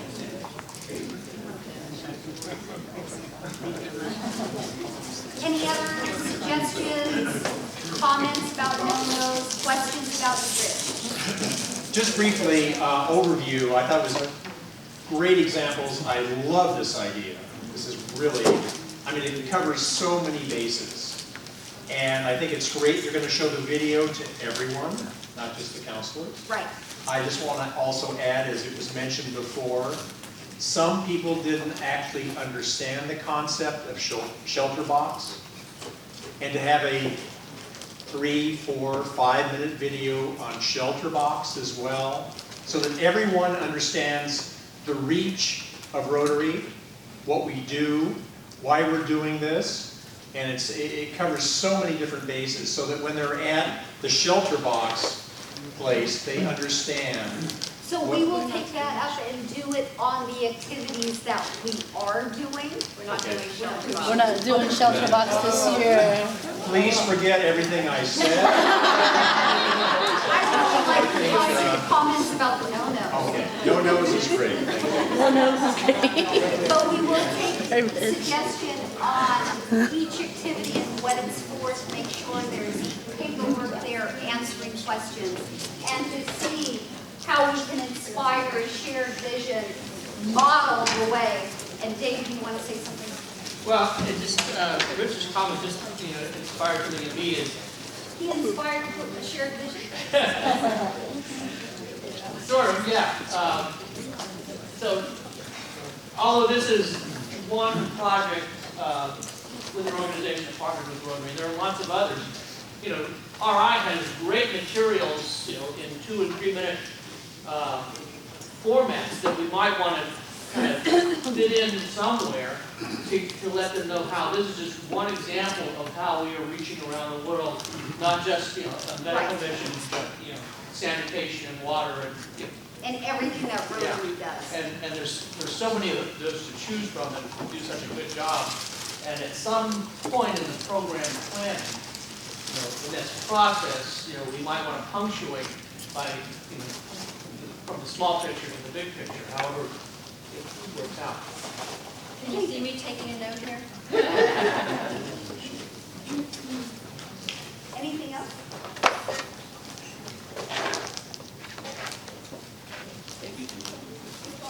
Anything to make you more comfortable about what these are used for, where they go, how these are often Rotarian-sponsored missions, how many people are on a team, where they go?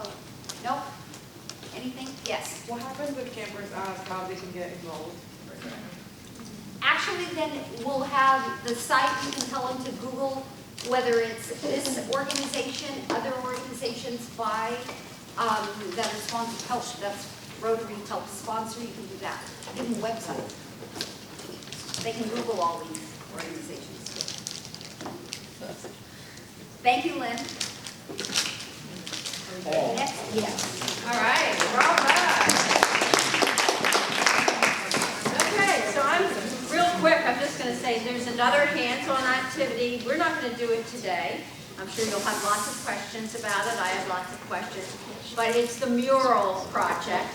And of course, that gives you a lot of opportunity for collaboration, inspiring a shared vision, challenging the process, all of the 5 practices.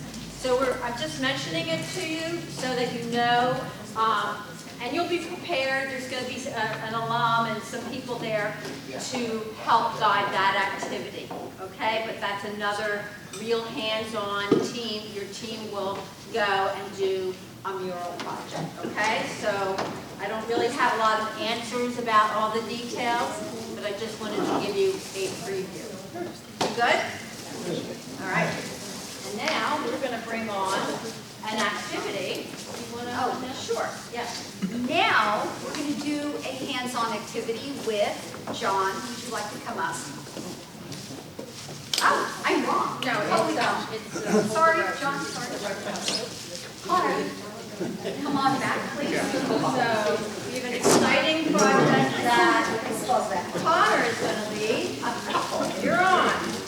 Thank you. Take it away. Sorry. Those cookies are really good. Yeah. Wow. 11 for the left handle. Okay. Leadership is a way of thinking. It's a way of acting. And most importantly, leadership is a way of communicating. Who was saying communicating? Communicating. And now, I'd like to put our communication skills to the test in a couple ways. I have some simple activities, two, which we'll also do with the students who come to RYLA, and you'll be facilitating them for them. These activities are very simple, but they require communication, teamwork, and leadership. But to get going, we need to create a forum to work in, which means moving all the table. Like, just a question, is everyone like pretty much finished with lunch? Does anyone want more time? Good, great.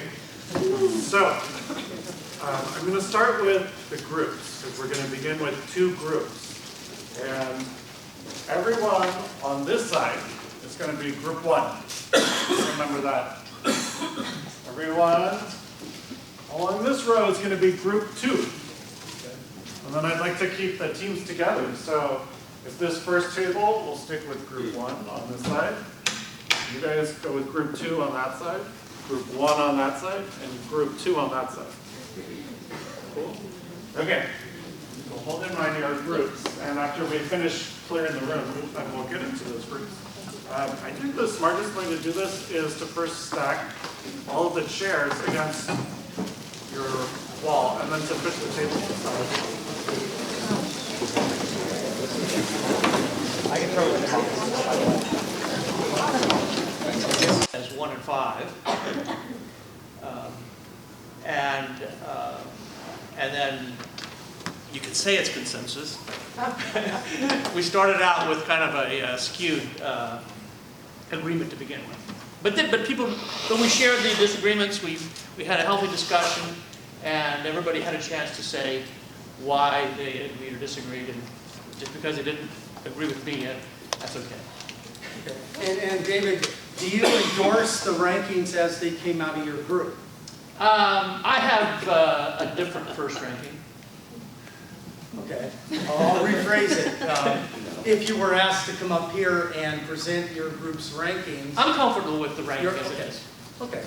One of the things that came out of all this is how important the process is. And obviously, as your teams are debating how to do the ropes course, or how to do the mural, or how to do the other activities at RYLA Camp, we've all seen it. The kids come off the bus when they get dropped off, and you will have the alpha female, the alpha male. They've been hanging on the bus for 2 hours with their friends from school, and now they get to RYLA Camp, and they're deliberately dispersed, so they're not with their friends.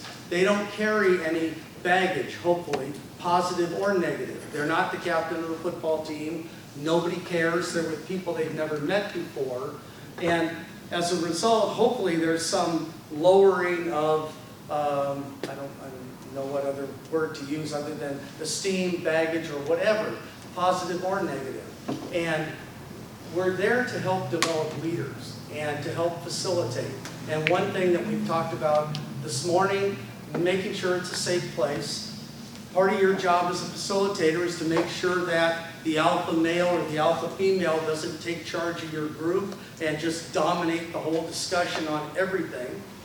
Because one thing that has been shown over and over again by studies by the military, studies by business, schools, is group decisions tend to be better than any one individual decision.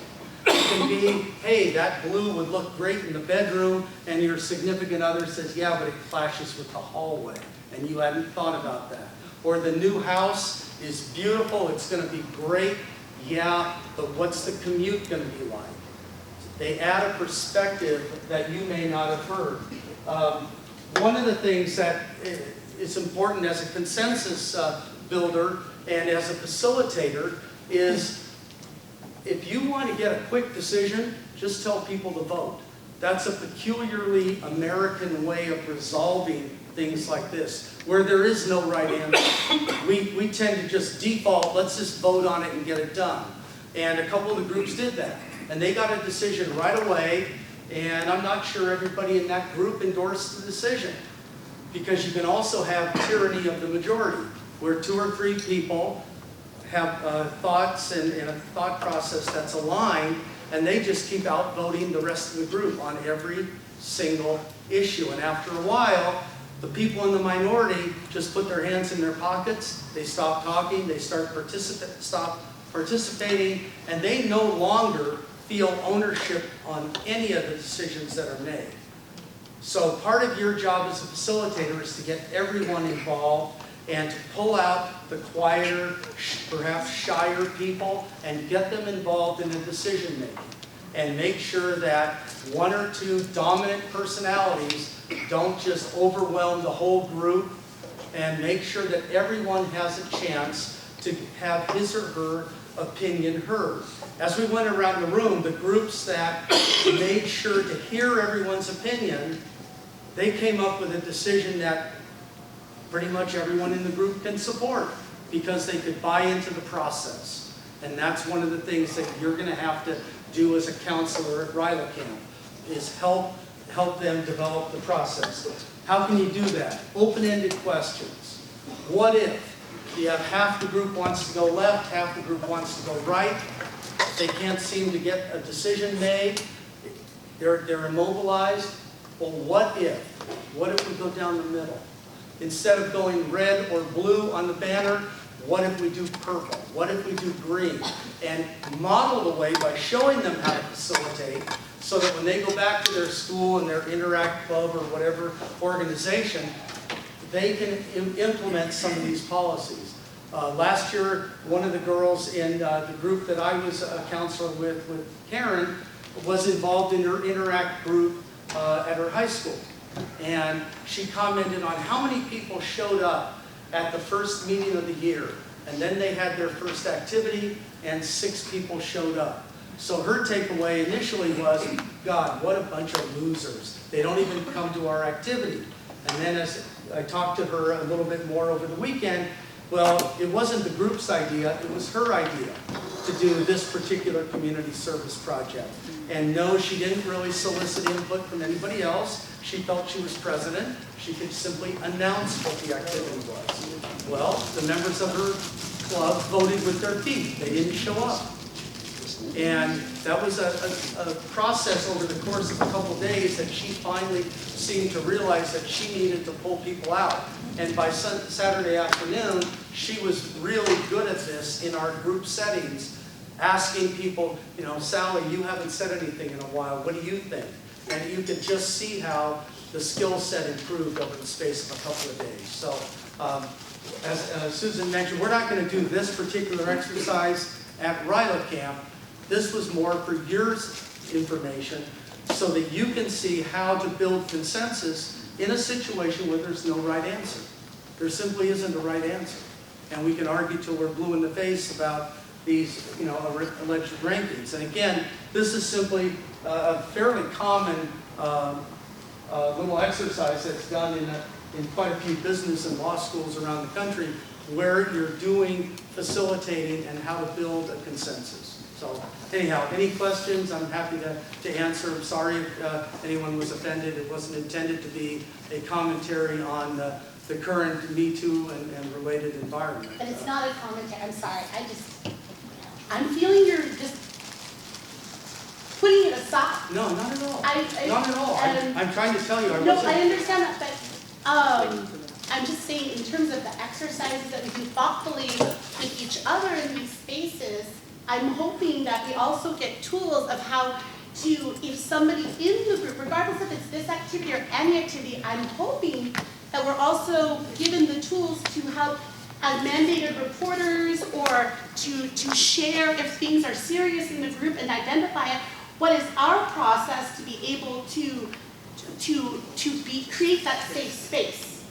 You know, that's why I brought it up. I'm not knocking specifically on the exercise. I'm just saying I am very surprised that we aren't also given some at least little tools to be able to also recognize when a conversation may be you know, triggering to somebody else and what that process is. That's the only reason why I spoke. Points well taken. And you've got mandated reporters sitting right here at the Yeah. table that are going to be there the weekend as well.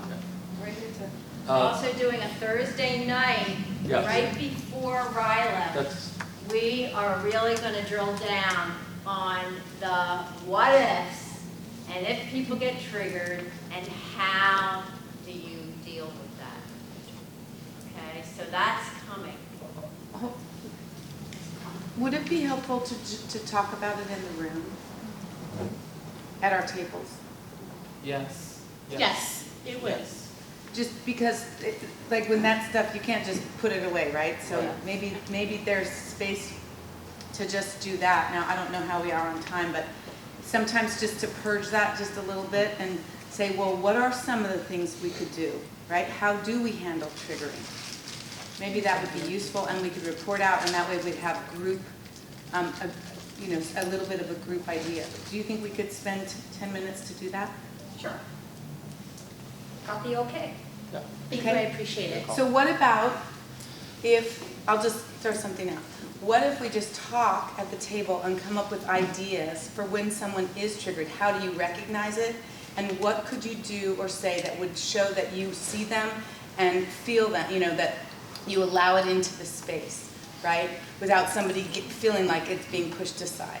And maybe then we could share from each table some of those ideas and then we come away with some group concepts that, because we're smart people in the room who've been trained in various things, not to mention we're feeling people and we know what would make us feel better. How about if we did that? Does that seem good? Yeah. Okay, so how about Take 5 minutes and do that, and actually, and then we'll go around to the tables and to see what ideas we came up with. Yeah. Okay? So please, with your groups, What to do is something in the trigger, right? Let's say for those of you who've been to RYLA courses. Okay, so how do we know? Give examples of things you've seen from the previous. This is why our professional. A little louder, Susan. putting the bell down, Lynn. Oh, excuse me. We're going to go around the room now and go around by groups at the table to see how you would facilitate handling triggers. Okay? And Patrice is taking notes. Thank you, Cindy. Would you So represent? our group really came up with three observations that we thought would be helpful. The first one is that we have to allow time to listen to whatever the concern is that's raised. If we're picking up some kind of a trigger or reaction to whatever the conversation might be. So first allow that time. And then, depending on your experience, if you're a new counselor, then you've got a partner. And so you've got somebody with you there that the two of you can rely on each other. So don't feel like you yourself have to figure out what to do. But then also we've had some experiences as counselors at this table where we've had situations with our campers where we have taken them to the nurse. In this case, I'm thinking of a situation where Rich was very helpful a couple years ago with a camper. And it's helpful to have somebody that's the expert in that area of mental health that maybe we don't have expertise in, and that was the students, this camper situation. So those are our 3 points. Listen, rely on your partner, and we've got experts to help us out. Use the professionals at camp. Thank you. This table? Mr. Tables? Sure. So we just want to echo, the importance of making sure that you're present and listening to people so that everyone can feel heard. And there's a lot of ways you can check in with your campers, whether you're, giving each other a thumbs up. There's a lot of different moments of downtime that you can check in with campers. So the important thing is being present and aware, and so that you can listen authentically. And from there, there's a couple other options, but that is a really, really important start. Thank you. Table in the back. Thank you. So one thing I want to add, personal opinion that I forgot to share with the group, that it is hard recognizing triggers sometimes. So you always have to be alert and attentive as a counselor to recognize each and every one of your campers and pay attention to them. That's for trigger-wise. But we came out with several exercises to deal with triggers. One is talking to the camper and making them write down on a note. If they're not comfortable with sharing the event, they write it on a note, keep it with themselves, and you can ask them, hey, are you comfortable sharing with me, with the group, about what happened in this situation? I think Just making space for it in the beginning. Is there anything kind of in your way so that people can just kind of have a minute to acknowledge and then hold it there, just making space for it internally for them to have it, and then if they care to share or not share. Thank you. Anything else? No. Thank you. This So our group was more, not to take away from the importance of triggers, but what do you do after? Some people in this room are legally mandated reporters. We know that the nurses are the go-to, but after we've acknowledged a trigger, after we've acknowledged an abusive relationship or something, where do we as counselors or alums take it from there was our bigger question. Lynn, you want to respond about training on Thursday night? We'll cover this Thursday night in training, so that it's So fresh. That way it'll be fresh in your mind. And that's why we didn't do it today. Right.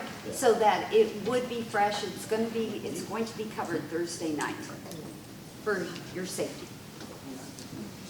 Thank you, Lynn. Ditto.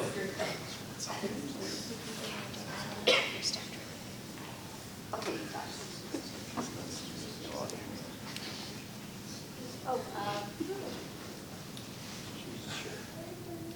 you're the designated chef. We didn't really come up with tips. We kind of actually trailed off and talked about our, both Anna and I have been counselors before, so we talked about our personal experiences, having those conversations with the kids that we've had in the past.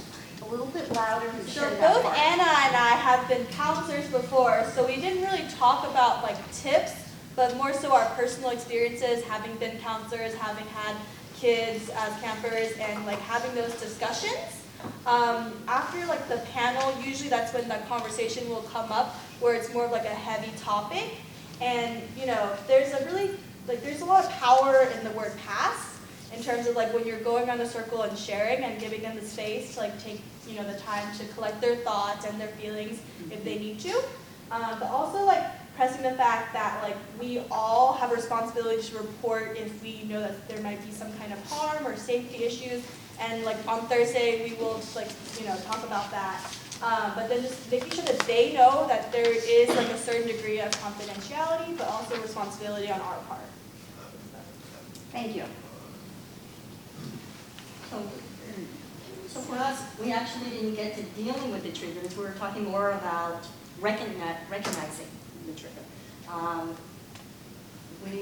As you're with your team, you get to know them. And when we were saying, when you notice a change in their behavior, somebody who's very talkative all of a sudden becomes very quiet. Might be something to recognize. Why all of a sudden that person became really quiet, or if they isolate themselves from the group. So those were some of the things that we were looking at. How do we spot it? And Mo, I appreciate you actually sharing with us in order for us to have this conversation.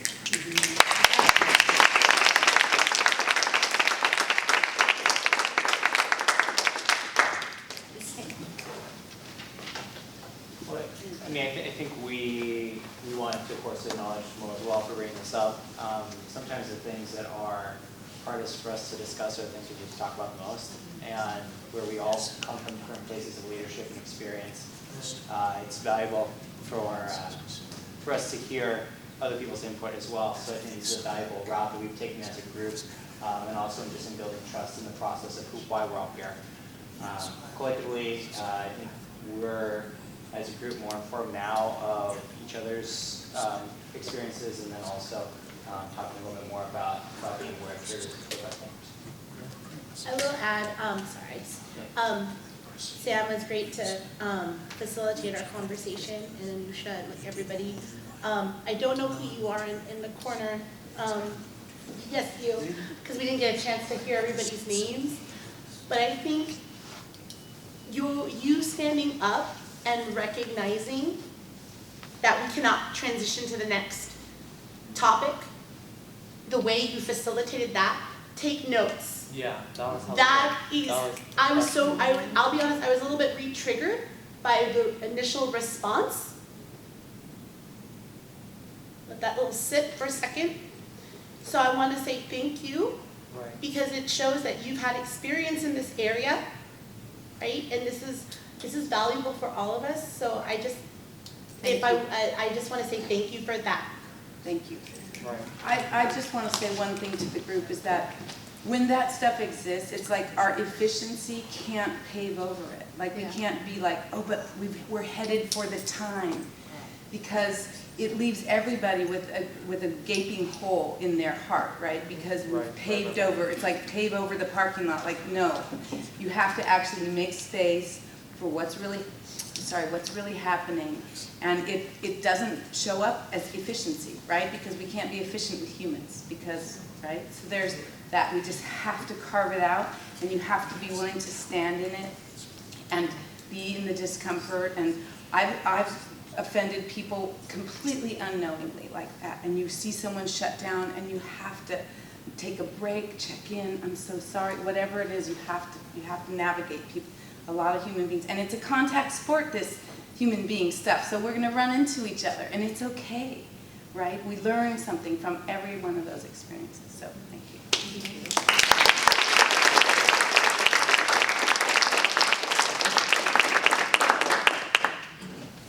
Our last table.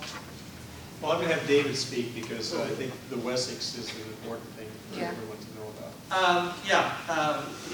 Part of this, conversation would feel better if you all have gone through the new online youth protection training. How many people here have received an email saying Rotary Wessex?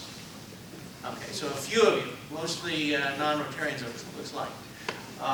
We've sent the list to Dave Bertini, he's the youth protection officer for the district, and he should have sent out a link to each one of you. If you haven't received one, or you don't think you have, check your spam, make sure you check your email.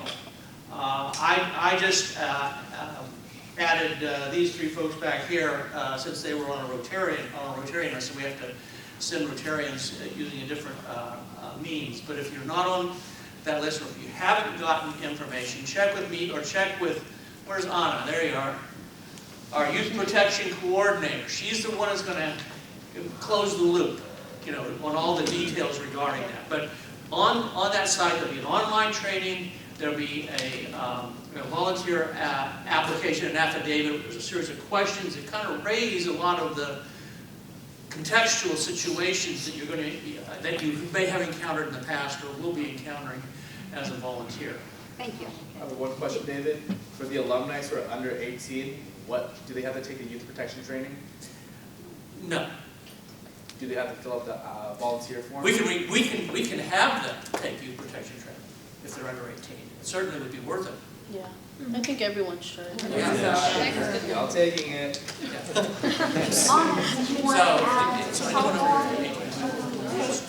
How long it takes, and about So it is a new process, and so please put aside about an hour and a half. That's the average. Some people can complete it sooner than that. Now, the thing that we find is holding people up the most are reference checks. So when you have your 3 reference checks, make sure that you let them know whatever communication they prefer, that you have selected them as their reference. They will receive an email from Wessex. So if they don't get it on their primary, make sure that you tell them, check your spam. Can you spell where it's coming from? W-E-S-S-E-X. Wessex, okay. The email will actually. Well, that's their dominant leadership style. We've got about 4 or 5 people, 6. How many people are koalas? Wow. Clearly we've got a dominant. We're gonna get them, okay. And how many people are peacocks? Okay. It's usually the most popular one. And if you're like me, I'm a lion. So how many lions do we got? There we go. Lions. Yeah. This is Rotary. There should be no lions. Oh my God. There you go. You're both. So it seems like we got a lot of lions in the room, and we've got a lot of koalas in the room. Yeah. And we've got a few others. So I would like to start off with just what did you learn in your group, right? I didn't give you a definition of any of these animals, and I purposefully did that because I don't want to give you a definition of what you think your leadership style is or what something else is. And more importantly, I don't want to put anybody in boxes because I think in past years we kind of say, oh, you're a lion, so you're like this. But the reality is we have all of these traits within us. It's just these are our natural dominant traits that we use in any given circumstance, right? And so just what did you kind of learn from your experiment here, talking with other people about your own leadership style, but also about what other people said? Did anything seem surprising to you? Yeah. Yeah, we just talked a lot about how it's important to make deliberate space for each kind of personality to shine. Absolutely. Completely agree, yeah. Anybody else? In our group, we talked about how our personality types, when we took this assessment in previous years, have changed and evolved. Yeah, that's a good point to make. That's kind of the funnest part. How many people changed this year if you're taking it? We've got definitely a few people. And out of those people who raised their hand, can you tell me more about what you were before and what you are? So previously I was a lion. And now I'm a RYLA. I feel like I kind of had to shift my perspective, being interacting with larger groups of people, and different opinion. So I feel like I've shifted to a koala so I could accommodate and understand and listen more proactively than just being reactive and saying, I have the answer, I'm going to fix it right now. So I'm just changing up my own leadership style to be that. And if I could ask, like, what was that process difficult for you to go through? Oh yeah. Yeah. Yeah. Because, you know, I'm one of 7, so I had to make myself really loud and out there and, you know, fight my battle through life. And I thought about it, I was like, I don't really need to do that now. So I think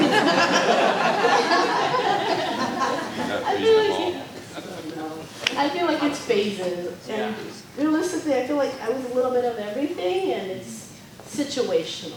Like, I can kind of calm down, but if I need to fight my way through traffic, I will do it. There you go. Yes. It's all about self-awareness. So yeah, I found, I've taken this so many times, I feel like, I can't remember, you know, it's taken it so many times over the years, but mine has definitely changed. And what was interesting is my numbers were fairly consistent across, even though my largest number was Al. And, you know, I remember in the past, I was kind of like split down the middle with, you know, owl and koala. And now I'm more owl and peacock, with lion as the 3rd and koala as the 4th. Yeah. So, yeah, I mean, I still have my analytical, but I think I've gotten to be a little more of a loudmouth too, so. It's because you're president of your club. Exactly. I think that's what it is. I have no choice right now, so like maybe there's other, but yeah, it's interesting how like it's changed. Yeah, sweet, that's awesome. And did anybody in the room feel like, you know, outside of this room, outside of RYLA, you've met people, you've leadership traits, and you're like, that person is a peacock, like definitely, right? Or that person's an owl, right? You've all had those experiences. Could someone tell me about that, maybe like one instance or something like that, where they face somebody and they're like, yeah, you know, you kind of have to adapt to their leadership style, and tell me more about that process. So as a realtor, you do a lot of sales, and you're interacting with the buyer or the seller. So being able to adapt to the personality of who's in front of you helps with closing the sale. So for instance, if I have somebody who is a driver or a lion, they want the details and the facts, and they want it on point. They don't want me to rattle on. They want it concise, they want the truth, and they want the facts. So being able to adapt on learning who that person is that you're speaking with in front of you makes a huge difference.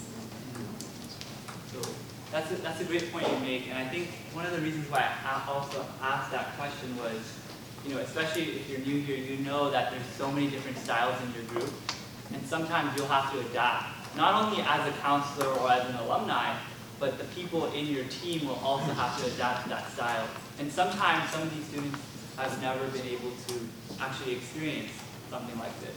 So it's really important we do this activity, because now you kind of understand, oh wait a minute, this is how it would be like if a camper was to take this, you know, this assessment, and this is how they might work with somebody else, and this is what they would learn, and it kind of gives you perspective. I know we had a hand in the back. Tim Leary from the Rotary Club of Menlo Park. I've worked with a woman for almost 35 years in a small office situation. In the first 10 years in the office, she was in a very task-oriented role and did a great job.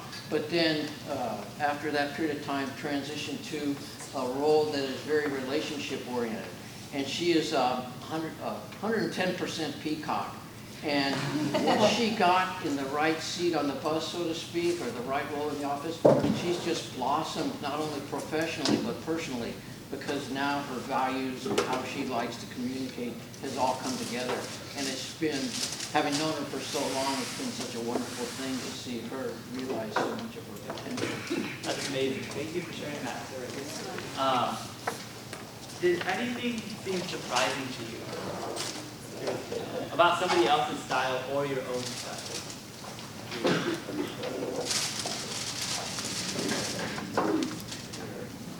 It's surprising how how you see yourself based on what you think of yourself and your own self-concept versus how other people perceive you as.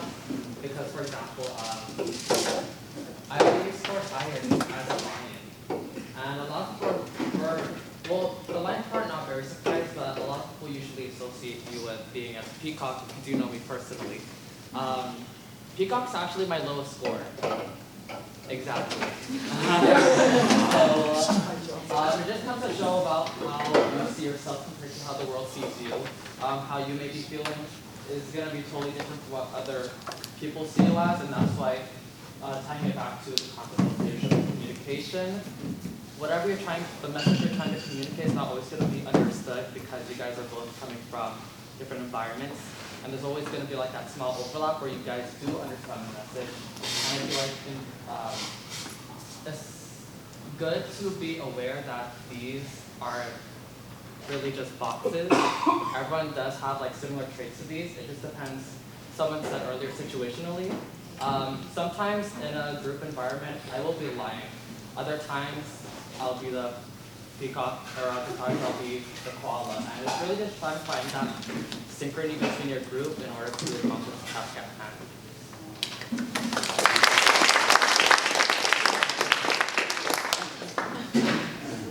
Thank you. Art? Yeah, I always thought it was important that the campers not only realize their own traits, but also begin to recognize the qualities of the other categories, and so they can understand how the others in their teams are going to will behave, and there's what's making their style some of what they are. Yeah. And be tolerant to allow each type of person to have an opportunity to shine as a leader. So. Absolutely, yeah. Yeah, that's a great point that you make there. Yeah. Yes.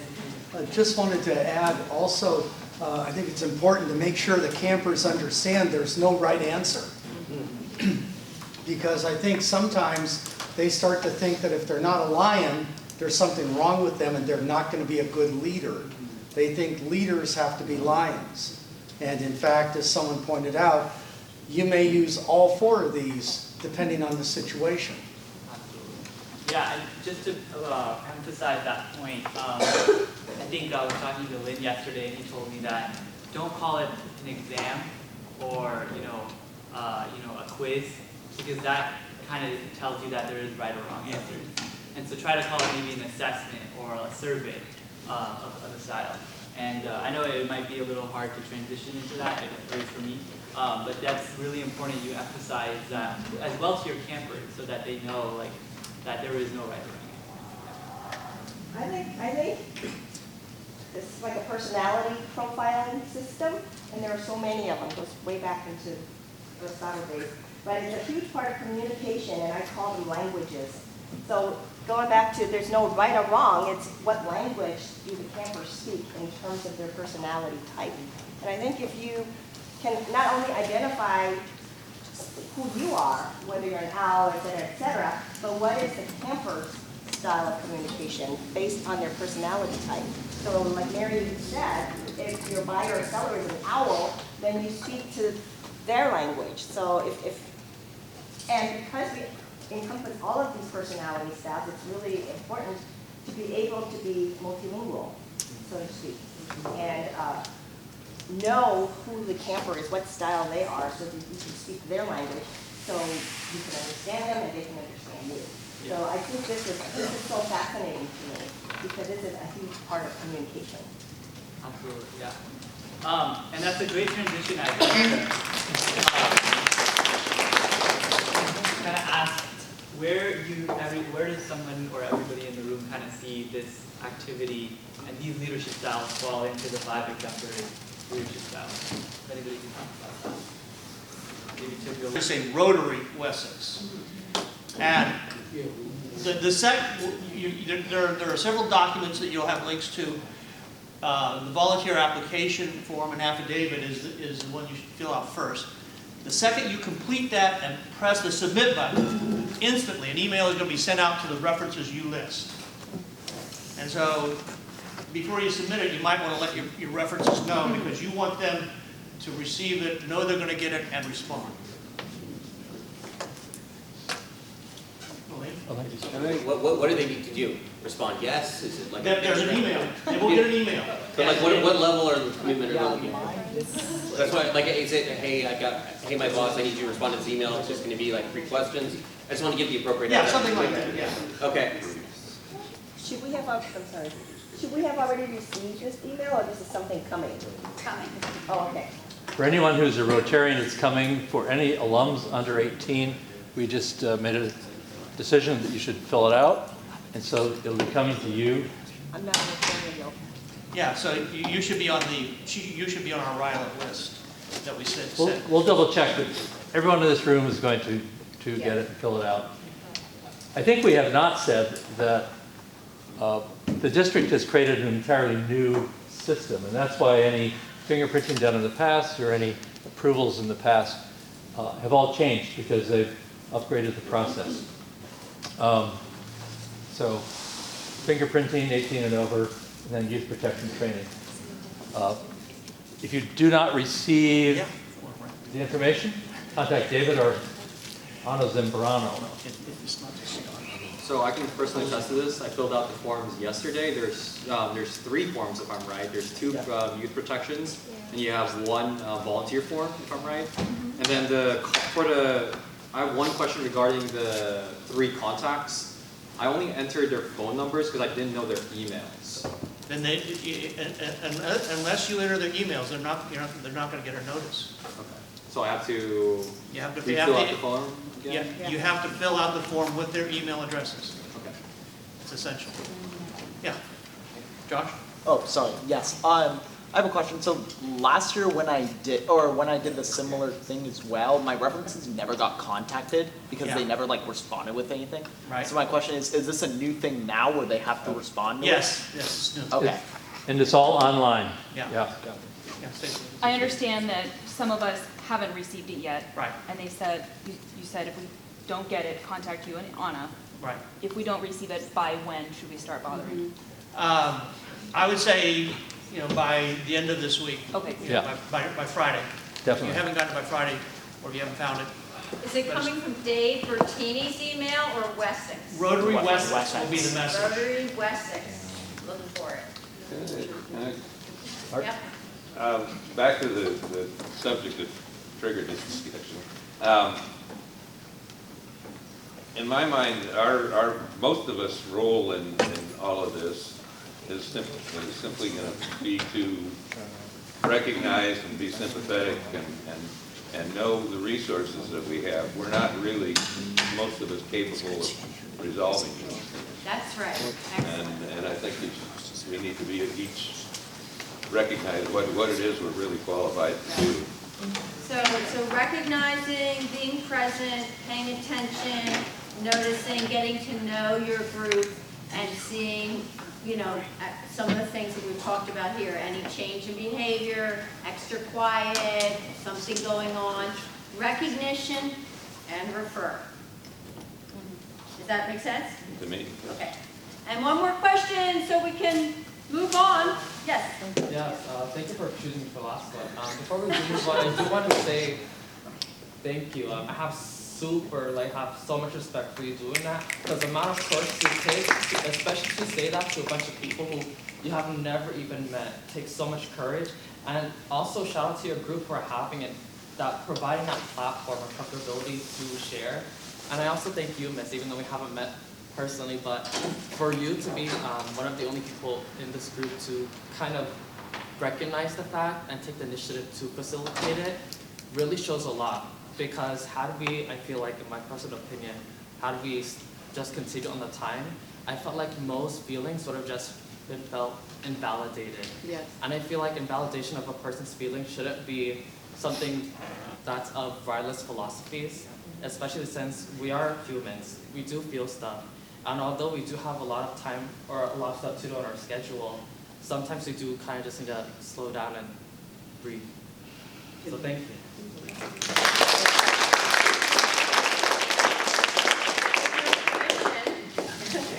We are going to wrap up, and I have a few important things to, as we go into the home stretch, wrap up with you. First, let's take a reading on our energy. This is great, this is crappy, this is okay. Where are we? Thumbs up, thumbs in the middle, thumbs down. Let me see, I want to see thumbs.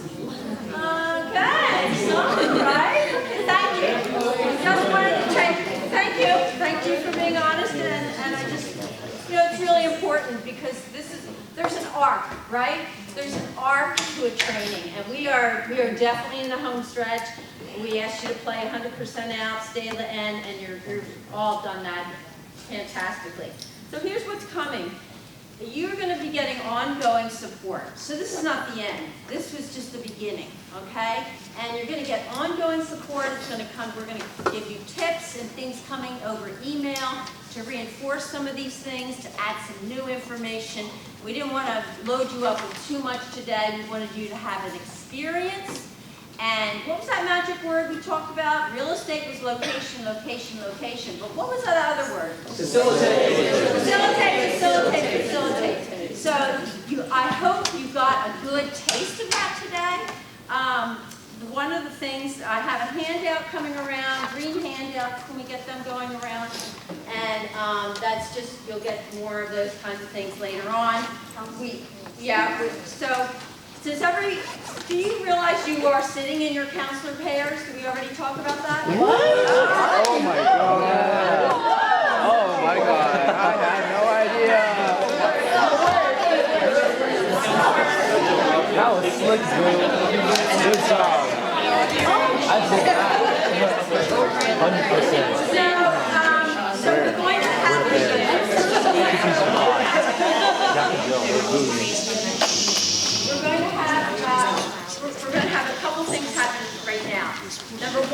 Lynn is going to say just a few words to wrap the day. Then we're going to pick numbers. Now the numbers are in the bag and for counselor pairs. So one of the pair, we'll pick a number for that pair. And then based on your number, you'll be going up to the sheet and picking the name of your team, your hero name. Okay, so that's coming up, and we're going to show the video. So, is the video ready? You want to show it? Okay, so we're going to show the video. Lynn is going to say a few words.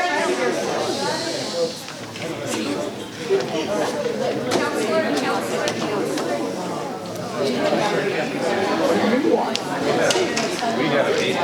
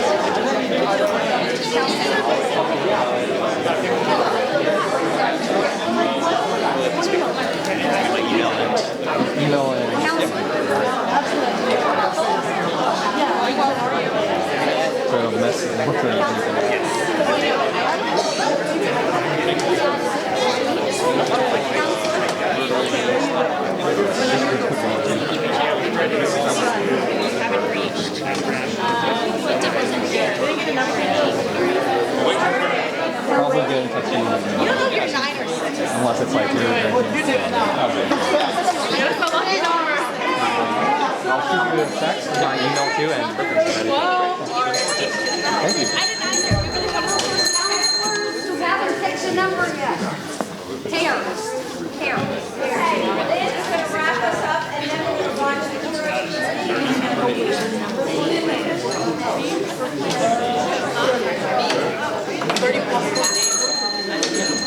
So here we are in the middle of chaos. I don't know if you can hear anything I'm going to say. There are 31 names over there. In this hero's journey this year. You're receiving numbers. 1 through Interact clubs to help us get to know each other and to do a check-in and to see how our weeks are going. It's a 1 to 2 minute speech about whatever you want to talk about. No questions, can be anything in the world. So I'd like to demo what a vocational could look like. And if we're wondering like why do we call it vocational, I do not know. Josie McHale of Interact fame introduced me to this idea. And there's some Rotary lore behind it. I know vocational normally means what do you do in your work? And it's an adjective, and we've turned it into this noun to be like, what's going on in your life? So that's how we title it. Okay, so a vocational, a 1 to 2 minute speech where everyone listens to you speak about whatever you want. I'm going to do my vocational. What's been on my mind lately is that today is 2-2, which is normally kind of cool because it's 02-02, it's like repetitive. But it's also February 2nd, 2020, or 02-02-2020, which is a palindrome. And I learned on the internet that the last time there was this kind of palindrome, numerical date-based palindrome, was 909 years ago on 11/11 in the year 1111. And then I learned that the next time this kind of date palindrome is going to come around is in 101 years on 12/12, 2121. Yeah, so, but today is extra special because it is also the 33rd day of the year, another palindrome. And it's even more special because there are 333 days left in the year, which is only possible because normally there'd be 332, but this year is it's a leap year. And the fact that there are 33, it is the 33rd day of the year, and there are 333 2 days left. It's especially special to me because today is my 33rd birthday.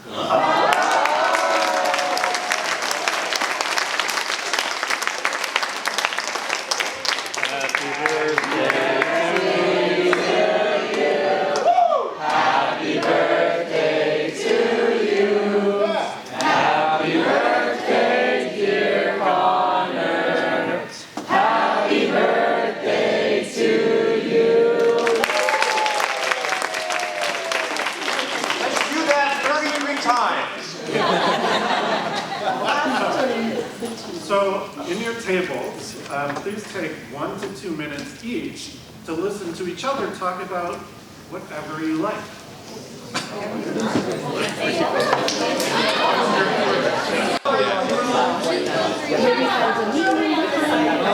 My full name is Juan.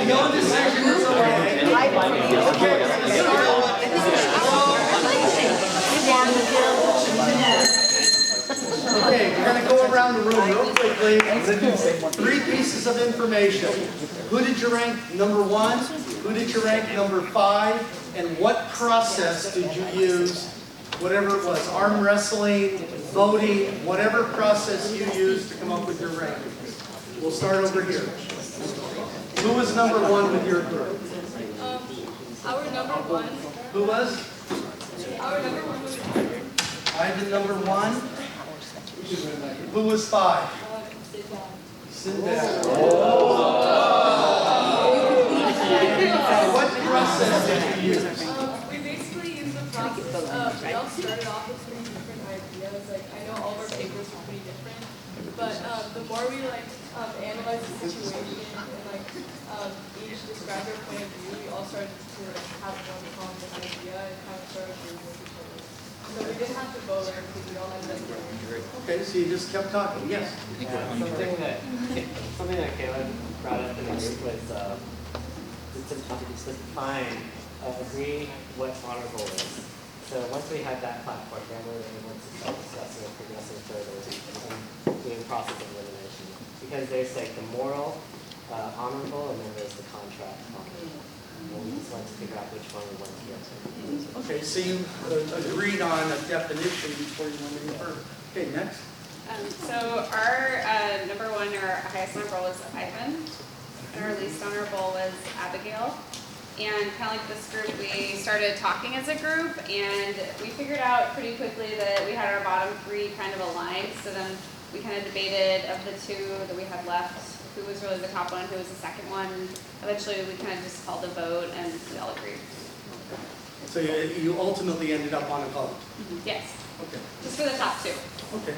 I just wanted to say thank you for Cindy for pointing out the fact that Abigail loved Gregory. Gregory never loved her back. It's just not way off to that. Okay, take it on the back. Tender's table. We chose Sinbad as most honorable and Abigail as least honorable. In our process, we talked about the transparency of everything and like, was everything agreed upon? For Sinbad, everything was agreed upon, but for Abigail, it was not communicated with Gregory about the circumstances of I'm gonna come to you and marry you. In the absence of that, we said we don't feel comfortable ranking them because of the absence of context, and we chose to love each and every one of them. Nice one there. There you go. That was a Kansas answer.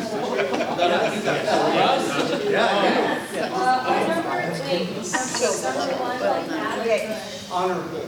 Good. Number 5, Abigail. Yeah, in the beginning we kind of like had a discussion and went around saying like our ranking. You guys hear me? We like went around saying our ranking. Thank you. Way to go. And then Dana made a really good point that we all read the story differently. So I kind of felt like there was no way of convincing one another, and like we didn't really want to convince one another. So we just did the average. Did the math. These guys had a spreadsheet going. Yeah.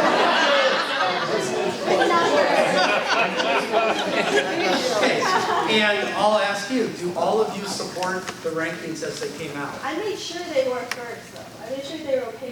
Why are you not down? Because everyone agrees with us, like, I'm not gonna. Okay, I mean, all of you support the rankings to the extent you can stand up here and defend them in front of the whole group, or you're kind of biting your lip? All right, next group. Yeah, so we're announcing a hung jury. With our conversation, I think began floating through what would be the criteria by which we would come to a consensus. And because we didn't have consensus on that, we weren't able to move forward with our actual ranking. Okay, so you started out with trying to come to a consensus on a process to analyze. We didn't start out there, but like that's, I think, summarizes what we talked about. The ideas that we considered were an average. We have that here, we threw that out. Kind of getting tight on the definition of honorableness first. The fact that most of it is speculation and we need more context. And then the fact that this could just be a terrific race. So we should go forward with that. So your decision is no decision. Yeah. Okay. All right, so our high ranking was Gregory was the most honorable, and Abigail was the least honorable. We started by seeing where everyone ranked on the most and across the board, and then saw where we didn't have consensus. Most of the middle was a consensus, so we started at the bottom and work out what the bottom was. We wanted to be careful not to just hear independently what the votes were, to not try and sway people until we had that discussion. And then we entertained the people that, we had 3 different people to start with for the top spot.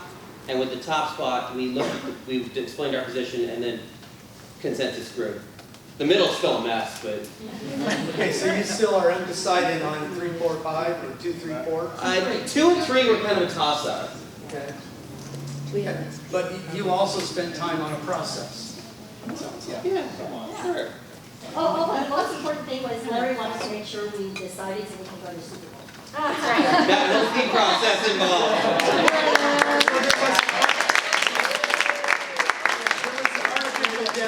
Okay, next.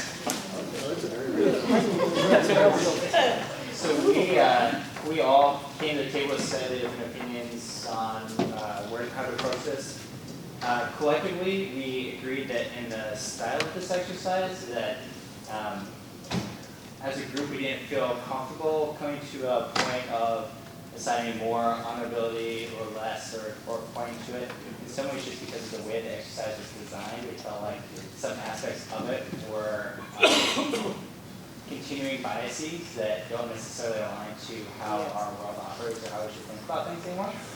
And so we made a collective decision not to assign a certain level of honorability to anyone. And that is our group. So in the space of challenging the process, and I took off my book, it's really hard for me to say.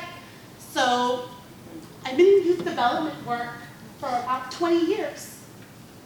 And I want to trust the process. It's my first year as a counselor. I don't really know what the end game is of this exercise. But for me, I was actually very triggered by the exercise. As a woman of color, I know I'm bringing my biases in, but I don't know if we're really supporting, and I know I'm bringing my experience in of my perspective. And that's what kind of happened with our group, because once I shared, we went around the table ranking, and I was very shut off and shut down. And so Sam asked me for my opinion, and I said, I'm actually very turned off by this exercise. I've been in youth development for 20 years, and if this is an exercise about consensus building, there are many other more positive and more inclusive ways to be able to express that. This exercise, if I have 20 years of youth development, I know how to de-escalate if someone's triggered in my group, okay? But I'm a first-time counselor. So what type of training do we as alumni or as educators or volunteers as Rotarians have to de-escalate a situation if one of our young people feel triggered the same way I just did? How are we supposed to shift to a happy activity in a safe, emotionally safe way? So that's why I'm challenging the process. If it's about consensus building, okay, but I don't think this is a very good exercise to express that. You're talking about possibly coercion, other themes of possible sexual assault. And I know I'm really, really into it. It's because that was my field of expertise. So just let me please just allow me to finish. And I'm only standing up here to say this because my group encouraged me to. They provided me a safe and vulnerable space to say it. Because I even shared with them, I don't know if this is the most appropriate space for me to express this. Maybe I want to talk to the facilitators. So that's the only reason why I'm saying that. But I feel that this may not be the best exercise to talk about consensus building. Okay, and I've done that, and I appreciate your comments.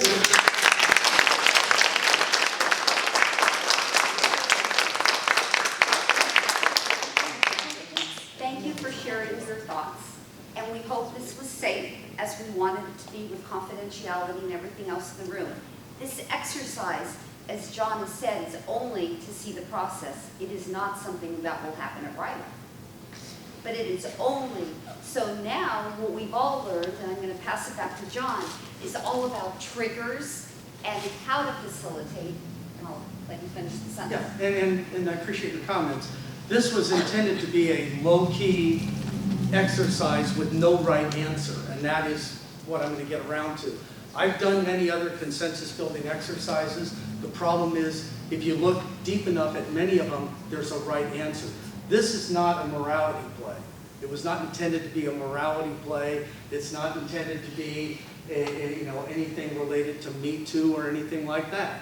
It was intended to be something where in a room with 65 people, you're going to probably have 65 opinions. So what do you do as a counselor when your group of 10 wants to go in 10 directions? And we'll get back to that in a moment. Okay, table in the back. Okay, unlike the U.S. Senate, we decided we'd like to hear from witnesses.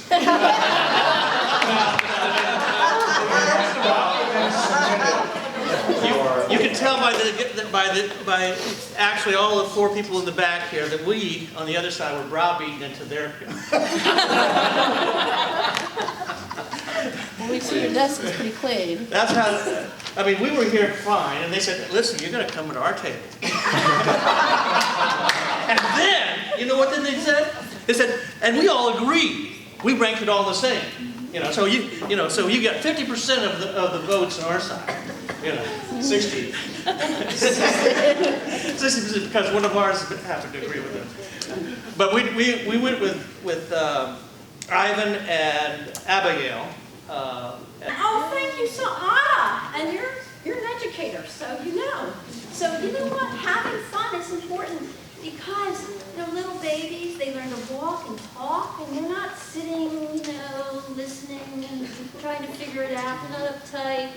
They're just having a good time. They want to move. They want to go somewhere. So the best learning comes when you're having fun. Turn to somebody and say, I'm going to have fun. Turn to your neighbor and say, I'm going to have fun. All right. Oh, yeah.